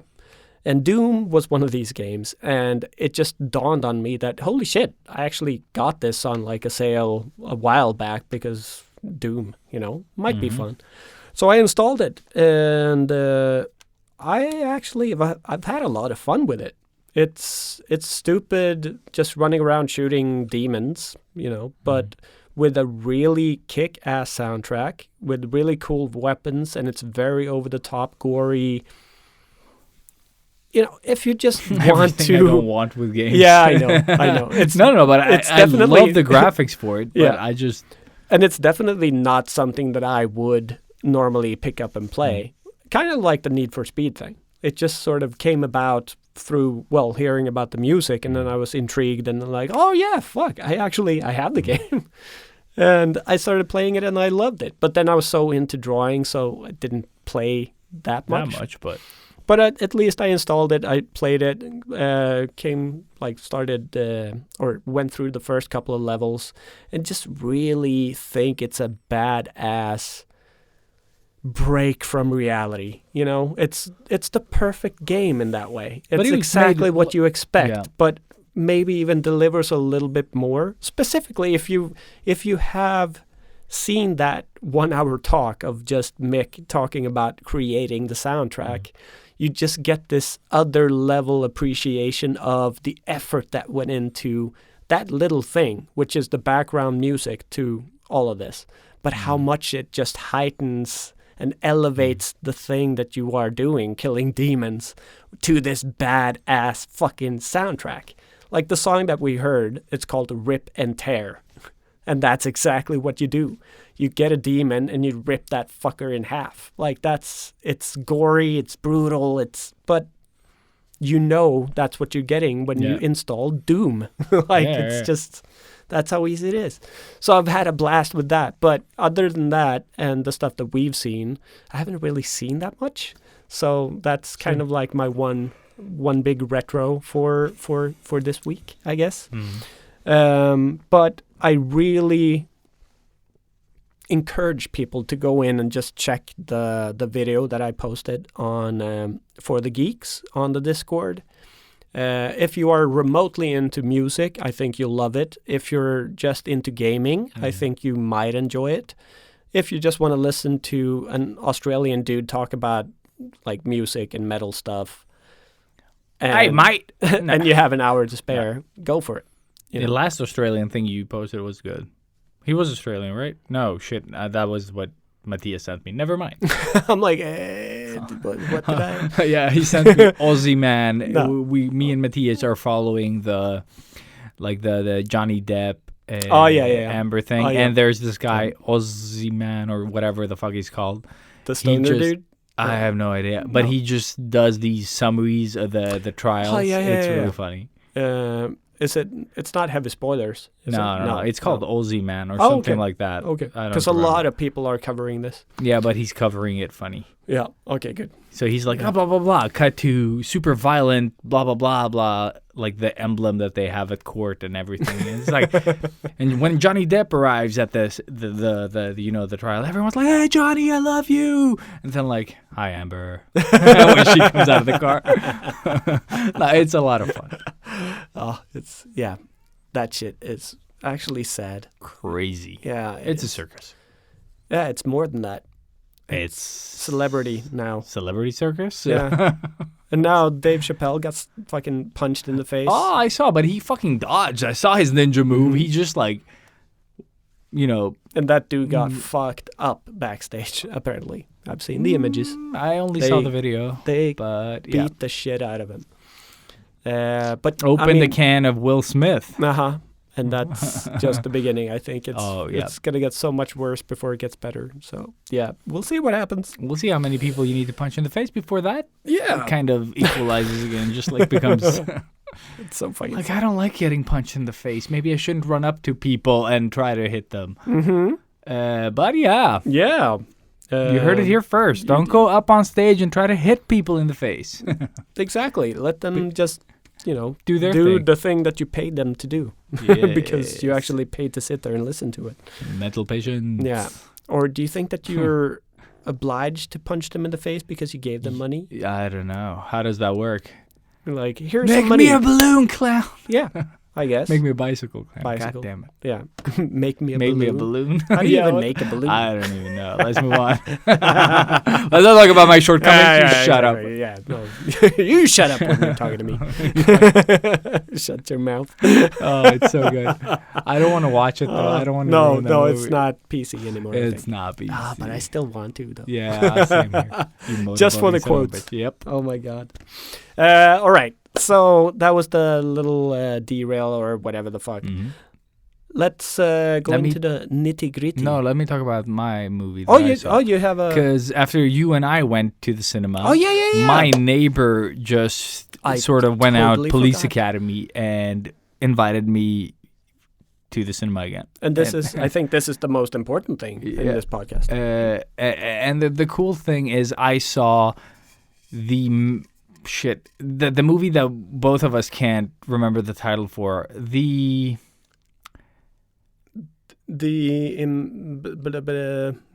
Massive weight of talent. No, the Jesus Christ! We just found out what the movie was called, and now we forgot. God damn it! Let me check my Yeah, I'll do cinema this. ticket while you entertain. There we go. Yeah, So the entertaining. movie, I don't know what happened. Yeah, the unbearable weight. There God damn it! The unbearable Nice. weight of massive talent, Yes. starring Nicolas Cage Kage. and. Oh Pedro shit! I was like Pablo Pascal. Escobar because you played him in Pedro Pascal. Pedro Pascal. Yeah. And yeah, I can't even tell you what this movie is about without spoiling it. The whole the title of the movie is what the movie is about. I But guess. what I can give you, like what happens is that Nicolas Cage is invited to this birthday party. Like he's hired to join this birthday party to one of his like fans. And then, shit escalates from there. But it's basically a bromance movie. If you've seen the trailer, you know what it's about. I haven't. I've stayed away No, because I but- really but- want to see this, and I don't want. And to it's such spoil anything. it's a feel good movie. Yeah. Like it has some dark moments, but it's never too dark, and it was just such a fun ride. It's a bit trying too hard like sometimes, but I don't know. Like I laughed, But- so much more than anyone else at the cinema. Of course. I thought it was great. Well, I mean, you did it, Doctor Strange too. Yeah, Yeah. Or I mean, we did. But Doctor Strange was good. Yeah, I yeah. enjoyed it. Yeah. Let's not talk No, about no, that not more. yet. We're But it was like when you see movies for what they are better. Yeah. And I went into this movie. I don't think my neighbor thought it was as funny as I did, but he also did. and that laugh. just makes it even more funny. Yes, it did. It did. When they're quiet and you're Yeah. laughing, then you're gonna start laughing a little bit more. No, it was like I don't know. Like I went in expecting it to suck, as you do. But I didn't It's have a an Nicolas expectation. Cage movie. Yeah, it's a Nicolas Cage movie. So you kind of have the bar set pretty low. Yeah. because he's done a lot of things. now. Jiu-jitsu. Yeah, with a Z. Jitsu. Yeah, it's just no. But I don't know. Like it was. Enjoyable. I just recommend everyone to see it. Yeah. And with that said, I personally didn't enjoy the ending, but it didn't take away from the movie for me. But I mean, this is something that you can wait until you can watch at home, right? Oh, dude, it's not a like cinema movie. It no. really wasn't for the cinema. No. But I mean, don't know. It deserves the money, I guess. It deserves the money. Like, at I least- thought it was fun. Nicolas Cage, I think. Actually, Pedro Pascal's character, Yeah, but like, he's but it's good the in combination. everything. Yeah, but it's the combination. He is. I think it's that they're so different. Hmm. And Pedro Pascal, like he can really put aside his ego and just do the thing. that he is, like he is the character that he plays. Have you ever seen him interview anybody or like be in talks with No. other actors? No. He's such a fan. And Oh, he really? is such an, like, he's so Okay. overhyped. Okay. 'Cause I've But seen that's what he him- feels like in this movie as well. Yeah. It feels like whatever you're describing there, it's the character. I've seen he hosted, I don't know if he's done more, just the one, but he did Inside the Actor Studio, which Okay, is one of the that's- best series of interviews ever. And he interviewed Willem Dafoe. And you can just see in his eyes He's so how, excited. Yeah. he's such a big fan, Dude, and he can't like. You see it in this movie Yeah. as well. Oh, Like it that's is awesome. exactly that. Like it feels genuinely. Oh man! Oh, I so want to see it. And the gif that I showed you, yeah, that's what you feel. Yeah. Like that But, is the. it just it's felt so genuine felt too. so like, yeah. like the And- eyes, just like he's like such a puppy-eyed person. Yeah, dude. It Yeah. is really good. So I really recommend everyone. It's not the best movie in the world, but it made me fucking happy. Like it was Okay. fun. Like it Nice. was such a bromance movie. But yeah, but it just could've fits so well dude, with I could've today's watched, theme as but well. I could have watched that by myself. Like Yeah. I didn't need anyone there. Nice. Like it was one of I those think movies. that's the best compliment you can give a movie. Dude, really. No, and what I want to say about this, like the movie has gotten some pretty good reviews. I think the ending sucks. But with that said, I could rewatch this movie while drawing Yeah. just for the feeling it provides. And it has, some moments where it tries too much, and it has some moments where it excels. Yeah. And those moments that excel for me were so spot on that I had a blast. Like, nice. because I feel like I watched that movie on a level where not everyone else did. Because we were only, I think, 8 people in the cinema. Wow. So it wasn't it wasn't one of the big theaters, and it wasn't the VIP. Oh, really? It was one of the smaller. So it takes about like 70 people or 68 people, I don't know. yeah. And we were 8. Wow. Yeah. And I had a fucking blast. Amazing. My neighbor was more like, what the fuck are we watching? But I had such a great time Nice. with the movie. Like, it was... And congratulations to your neighbor my for neighbor finishing for the finishing Police Police Academy. Yeah. But it was, man, I don't know, like, thinking back to the movie, I just, like, it's hard not to smile. Yeah. And, oh, man, I just have these moments that I can't share with anyone, but it's Yeah. oh, man, all those things. Yeah. And I think you're going to like those parts as well, like the ones that really make up the movie. It's just a few scenes that are, like, I don't know, they're on our wavelength. I just really want to run out and watch it. But now. I don't want to tell you. But like I said, it's not the best movie. No, but That's I the love thing. shitty movies. And That's and the if you thing. can, and if you can, no, I don't know. Like And I, Nick Cage. dude, Jesus. I want this movie to come out on streaming so that I can just like have it in the background while I work. Yeah. And I really want to see Pig, by the way. Oh yeah, speaking yeah, of yeah, Nicolas yeah, Cage. of Nicolas because Cage. that's Yeah, I've heard they've from you mostly Yeah. that it is. no, but they've just given it so much praise because it's such an unconventional Yeah. action movie. Yeah. So now there's 2 Nick Cage movies Yeah. that I really, really need and to also watch. Nick Cage plays himself in this movie, which is just the best thing the- ever. yeah. That's it's perfect. Oh, But such a yeah, genius I thing. recommend everyone watch this. Like, but expect nothing from it. Like, it is a dumb little movie, So good. but it is. I don't know. Like, it's such a nice break from everything else.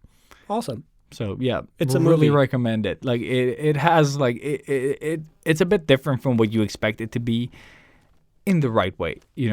So watch it. It's not a fast, high-paced movie. It's just what movies should be. Acting, like Yeah. people, and it delivers on that. Like it's a fun ride. Nice. Mm. Yeah. No, I'll try to watch it. I mean, I'm Oh going yeah, away and now, let's so- repeat the title. The shit, Unbearable weight of Weight of massive talent. Yes. Fuck, I was like, yeah. Let's just call it Nick Cage. Nick Cage movie, The Nick Cage. latest Nick Cage movie. There you go. Awesome. All right. Let's. Which one are we doing first? Does it matter? Oh yeah, it does matter. Yeah, I feel okay. like the show first and then the movie. Yeah, that's what I 'Cause thought it too. feels yeah. somehow right. Because I mean, we've talked about the show, so let's do the show wrap up, and then yeah. and Okay, then let's the do thing. that. Yeah. That's good. That's so good. That's good. so Moon Knight, Moon Knight. Moon Knigget.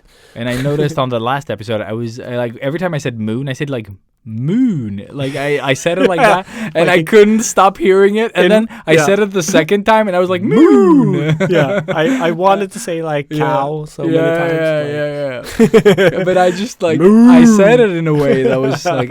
I don't know why because that's the thing. I don't remember why. Sometimes I don't remember things that I've said, but you just have that energy and words come out the way that they come out. For it was weird. So I couldn't stop hearing the moo. No, the Moon Knight. Moon. That's probably why I said it like that. Probably Just because I did the moon. because we're allowed to. Yeah. And there's 2 O's. I really enjoyed it. Like, it's a good, solid show. You saw the end credits as well, I hope? Yes. I don't remember what they were, but I saw them because I waited for end credits. Spoiler alert, 3rd person. Like, Oh, shit. Yeah. Yeah. That was really good. Yeah. Really liked. good. Solid show. 6 episodes. I think it's a great number of episodes. It's easy to binge, but also, like, enough, the period of time you have to wait to watch the entire show when you watched it week to week was also good. Like, it's not too much. 6 weeks is okay. I've had a blast watching it. I think Oscar Isaac is really having fun with this role. I think he's doing a great job with all the different personalities. They feel different. Ethan Hawke as the bad guy is also Ethan such a Hawke, great man crush. choice. Yes, Doesn't matter. always good. But not like over the top. He's just like chilling out, doing his thing. Even when he's really like being a bad villain, he's still low key. Like he's not taking over anything. And it just works. Everything works. I think the only thing was I felt it became a little bit too much of a Marvel movie again towards the end. But I think CG. they all do. They all do. It just always falls into that trap. They think again. that more CGI makes it better For some reason. for some reason. But I guess they want this epic climactic scene, big monsters or whatever. But nobody wants that. kaiju. Like who wants that? Like that's the thing. That was so unnecessary. It was really so. was. I really don't care about any of those. No. Like I wanted The to see best what parts happened with the characters. with the characters, Yeah. yes, not the made up fake characters in No. the background. Yeah, Yeah. nobody cared. Yeah, later Gator. Uh, But all in all, again, I Okay. think a solid Marvel show. The thing is that I've heard so many things about this show being boring, and I was not bored. Not a single second. Like for me, it's just like, oh my god, what at the end?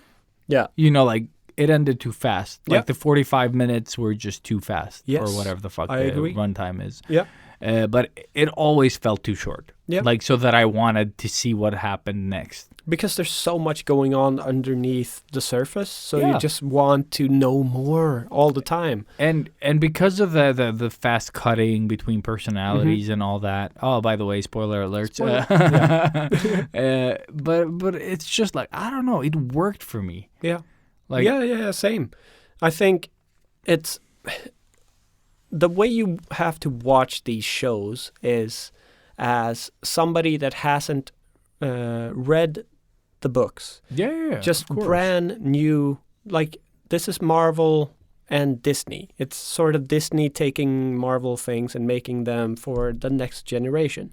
It's not doing the same thing as the comic book because it's very different from the comics. But dude, who like sometimes you don't want straight from comic book I know, either. no, but let's just to spoil it minor spoilers, but just the biggest difference is Moon Knight as the comic book is a character that he is pretty much Bruce Wayne, Batman. Okay. He just has these different roles that he plays as Personalities. Steve Grant, Okay. and He's not split personality. He makes them up just to infiltrate. So Steve Grant is his rich person personality. So boring. That is so boring compared to this being a split personality. Because this is genius. Like I this love is really this. and I love that the end as well. He was like, "You live here," and Yeah. then he walks out of the bed and slaps his face exactly, on the floor. That and was not fun. just Yeah. like a small. It's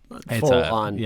full I on. love Frontal. face plant. Yeah. Pa-pow. Poof. It's perfect. Yeah, I rewatched it just a couple of times because it was perfect. But I mean, that's the original origin, and then I think they made it into split personality later in the okay. comics. But just to compare the origin and what we have on the big screen. Okay. Yeah, I know nothing about. I didn't even know Moon Knight existed before this. Yes, and He's like basically many, Spawn in white. many others do the same, which is something that I do enjoy. That they take these lesser-known characters and give them And new make life. them not suck. Plus, he's a cool character. I think he's cool. Like a little bit, when he's in the suit and doing the things, maybe he's a little bit OP and. Like, I don't know, it gets a little bit ridiculous with some CG stuff. Yeah, but it's the CG stuff that bothers me the most. I really like the British Moon Knight with the suit. It's so dumb. And it reminds me of the thieves you used to draw. You know the exactly. I connect immediately. And he really got his due, I think. Dude, but it's so much fun that they feel so different. Yeah. He's like, oh, okay. All right. Okay, right. Yeah. All right, mate. And it just doesn't fit the character at Nope. all, which makes it even better compared to the other Moon Knight version that he becomes. And I loved how he got so much more badass once they, like, towards the end, when they kind of accepted each other and became super bros instead of working against each other. That he kind of got more of Mark's skills as Steven. Yeah. So he was like doing the Kali, what do you call him? There Like was one double thing, like stick now that thing. we're in spoiler territory, Yeah. one weird thing was that like how he created Mark or like how he created Steven was like weird because he created him to protect Mark. himself basically. Yeah. So he had this side of him that wasn't ruined by his mom, Yeah. But the weird thing is the first time that happens, it's Steven in the room when the mom enters. So he turns into Steven, and then the mom comes in and Steven doesn't know about the bad stuff. That was weird. So I don't know what they did here. There's a lot of those things. Yeah. If you want to nitpick, Yes. I can really nitpick this shit. That was just weird. I didn't care though. I really liked when he came to the funeral and he was outside and he broke down and then, it flips and like I like all those parts. That's the thing. I don't know how they missed that little thing there. There's a lot of things they did Yeah. miss. But I think all in all, if you I just really kind of enjoyed it. watch it for what it is and not nitpick too much, which is... It's hard to make shows like this and not fail at some point, like a little bit. And in today's sort of YouTube thing where they have to nitpick every single thing, but it it's just content. becomes... Yeah, it becomes content. But So I love watching that shit too. Yeah. I'm guilty of that. But- and I do agree with a lot of the negative stuff that they say about it too. So I do too, but I still enjoyed it. Yeah. And that's what I'm saying, like the unbearable weight of massive talent that just works now. Yeah. Even that movie, with all its flaws, is beautiful. Yeah. To me, I will watch that movie. As soon as it comes out, I'm going to watch it while doing other stuff just to have that, so I can watch it, the stuff that made me, like, smile and just, just to re-experience that. Yeah. It feels like it'll hold up a couple of times for me, at least. Like, so just looking forward to that. And same with these shows. Like, I hated the Scarlet Witch when it started, or WandaVision. Yeah. And, once you got past, when you understood what they were trying to do, you were like, oh, this is actually really good. Yeah. And it just gets deeper and bigger. And So now when you watch the first episode, like, their mistake there was that they went too different, too hard, Yeah. and then they couldn't release it like they planned. Yeah. But once you got past that, it was really good. Yeah. And still, Loki, I think, is my favorite one. Yeah. I But agree. I really had the best time. For me as well, this one is one of my favorites. Like, I don't know. Like, I really, really liked the way they made the two characters, or three now that we've spoiled it, so different. Yeah. And how they introduced a third character in the middle of the show without you knowing it. Yeah. Yeah. I love and that I think too. they even do it maybe in the bathroom scene or something. Maybe in the beginning. I haven't rewatched it. That's the thing. There's probably more hints There of are Jake. of the third person and Jake Lockley, I think is his name, or something. Lockhart. Yeah, I don't remember, but which something also like that. makes Jack. no sense when he's. Wasn't it Jack? I think it's Jake. Well, Jake, maybe. Yeah. But like. But it's a great reveal as the end credit scene. But like why is his name like a normal sort of? Let's say it's Jake Lockhart or whatever, but he's pure Spanish. Mexican. Oh shit! I don't like remember. he just speaks Spanish. Yeah, he did. I don't know Spanish. Yeah. It doesn't make any sense, really. But it I does think, also make like a very, very distinctly different character. Yeah. But I really liked it. Name-wise, maybe it's yeah. But it works, and Yes. they're so distinctly different And every time they yeah. introduce one, or Yeah, but- like when they flip between them. Yeah. So I'm thinking that must have been such a fucking mind fuck for Oscar Isaac. Yeah. Because, like, oh, yeah, shit, yeah, I'm the other one now. Mhm. Okay, let's get into that shit again. And I think they really made that so great. Like when they are in the same shot, Yeah. it just works. I don't like know they're how they- interacting with each other in such a natural I wonder how way. they do that so that he feels that he is interacting with himself. Just like, the scene when they're screaming when the hippopotamus comes in, Mm-hmm. like that is perfect. Because it's so, like, it's the one scene. You just feel that they're both there Yeah, screaming at the same thing. I but didn't they're even so Dude, different. I didn't reflect at all that he's both. No. That's It's the thing. two Like, different Yeah, characters. it's two different 100%. people. It's like That's how double well he Van does it. Damme. Yeah. Double impact. I never considered them like Van Damme being the actor he was, not great. Still sold it. Still sold it. Yeah. Yeah. I never thought of them as the same person. Yeah. Never. Same. And probably worth a rewatch, and I'll probably see that it's the same guy. But Got the Blu-ray. And But- definitely not the same guy. I no. tested. Yeah. Okay. I swear. No, but I like when people can pull that off. Mm. Like, and when you do it convincingly so that I don't have to think about it. You know the one thing that pissed me off the most? In Moon Knight or In in, Moon Double Knight. Impact? I'm not gonna go into everything. Double yeah. That for me is just like a build up to massive porn, Double Impact. So What? I know, I'll cut that out. No. What bugged me the most about Moon Knight is There were no bugs. how it starts with Ethan Hawke doing the glass thing in the shoes and Oh, he's being so this, weird. Yeah. Yeah, it's They never pick up on that ever. ever. Yeah. Not it's so even weird. once. Yeah, I thought about that as well. I was like, what? Because it's such a nasty way to start this character, and it's just like, And then he's why does he like, do yeah. this? And then it's like, nope. No, he just did it once. Yeah, He likes. he just did I that. walk on the glass. Yeah. Yeah, it's so weird. Come on. Yeah, What the fuck, man? Just it was weird. at least explain it a little bit, or show us something again. Maybe Or he's bleeding. never do that. Yeah. So when he was walking and his feet was bleeding, you remember that scene? Like, was that because he's walking on glass, or is that because he killed him, or why? The glass in the shoes. in They the slip- probably had yeah. a plan, Yeah. and then that plan got Actually, fucked. that was Ethan Hawke's idea. Like, we should do this, and then they did that, and it's such it yeah, stays it's with really you. it's terrible. But the payoff. Like, yeah. Where's the payoff? Where's the payoff? Come on. Or what's the point? Yeah. Come Come on. on! Why you walking in the glass? Come on! Exactly. You son of a bitch, Ethan. Answer Arnold. Do it.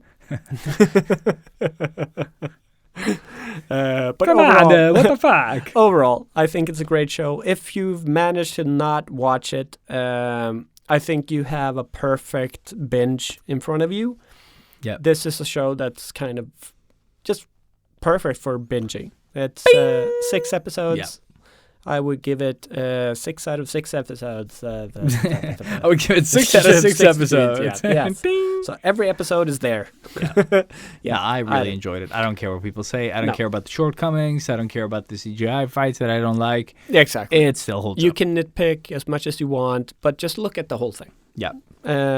It's entertainment, man. Yeah, and maybe it'll inspire you to create a cool character. Yeah. With whatever you didn't like about Moon Knight. You can make it better. Exactly. Spawn Knight. He only reminded me of Spawn. I'm sure the that's the way thing. they did Spawn, Yeah. basically. Whatever happened to that? Jamie Foxx is going to play Al Simmons. They gave him money. And it was going to be more focused on the detectives in Spawn. Oh, shit. The the actual what were they Spawn called? movie? Yeah. The Twitch? Is that? oh, shit. I don't remember. Yeah. Yeah. So it's going to be more of a detective show with this supernatural horror beast. But of those Spawn. detectives no one liked, did they? I don't know. Weren't they like bad guys? Or No. were they not? I don't remember. No, they were good guys. I remember them being in an episode that I like. They were in several ones, but they were in the one that I had. No, I didn't have many. they're Yeah, I always don't good. remember. I And don't they had remember. more of a prominent part in the animated HBO show, which is still on HBO, by the Wow, way. we should never watch that. So if you do have HBO Max and you've run out of things to watch, there's a half-decent Spawn animated show from the 90s that you can dive into. Yeah, I remember when it came. Yeah, I enjoyed it. But yeah, they're making a live-action horror movie out of Spawn. But they have been for the last, 5 years. And there is a Spawn movie out there for those interested From in the 96. end of the 90s, yeah, somewhere. There, With, a Spawn movie, yeah, with Michael J. White. There you go, yeah, And yeah. some other people that Other people. you maybe will recognize. Martin Sheen. Oh, Actually. shit, that is true. That Yeah. is true. Yeah, he was the cop. No, the boss. The boss. Like the Oh, he was bad- the boss. Yeah, Yeah. that's true. It's a weird movie. It is. Great CG. And once, Nine. no, but it was back then, so no one cared. Yeah. And I think when it starts to get interesting, the movie ends. Yeah. More or less. Pretty much. Yeah. I just remember the CG from the last scenes of the devil, whatever, Malbolgia or whatever they call it. I don't remember. What It looks like, early 90s PC video game Mm-hmm. CG. Yeah. With, they must have run out of money. Yeah. I think that's why the movie ended the way it did as well. Yeah, they're like, what are we we were going to at do? Just the cut end. it here. Yeah. Dead. The end. Dude, I saw it on a bootleg VHS tape. I never. Speaking of that, I actually rewatched the one movie I can remember I watched this week, Donnie Darko. Oh, shit. Yeah. Gyllenhaal. Yes. Introduced that to Santa. I was like, this is one of those kind of Saw it at Shutter your place. Island and blah, blah, blah. Did not enjoy that one. I love it. Shutter Island? Oh, yeah, I love that too. Ugh. But It's such a boring reveal. Then I read the book, and I really didn't enjoy the book. I didn't know there was a book. But It's based on the yeah, book. of course.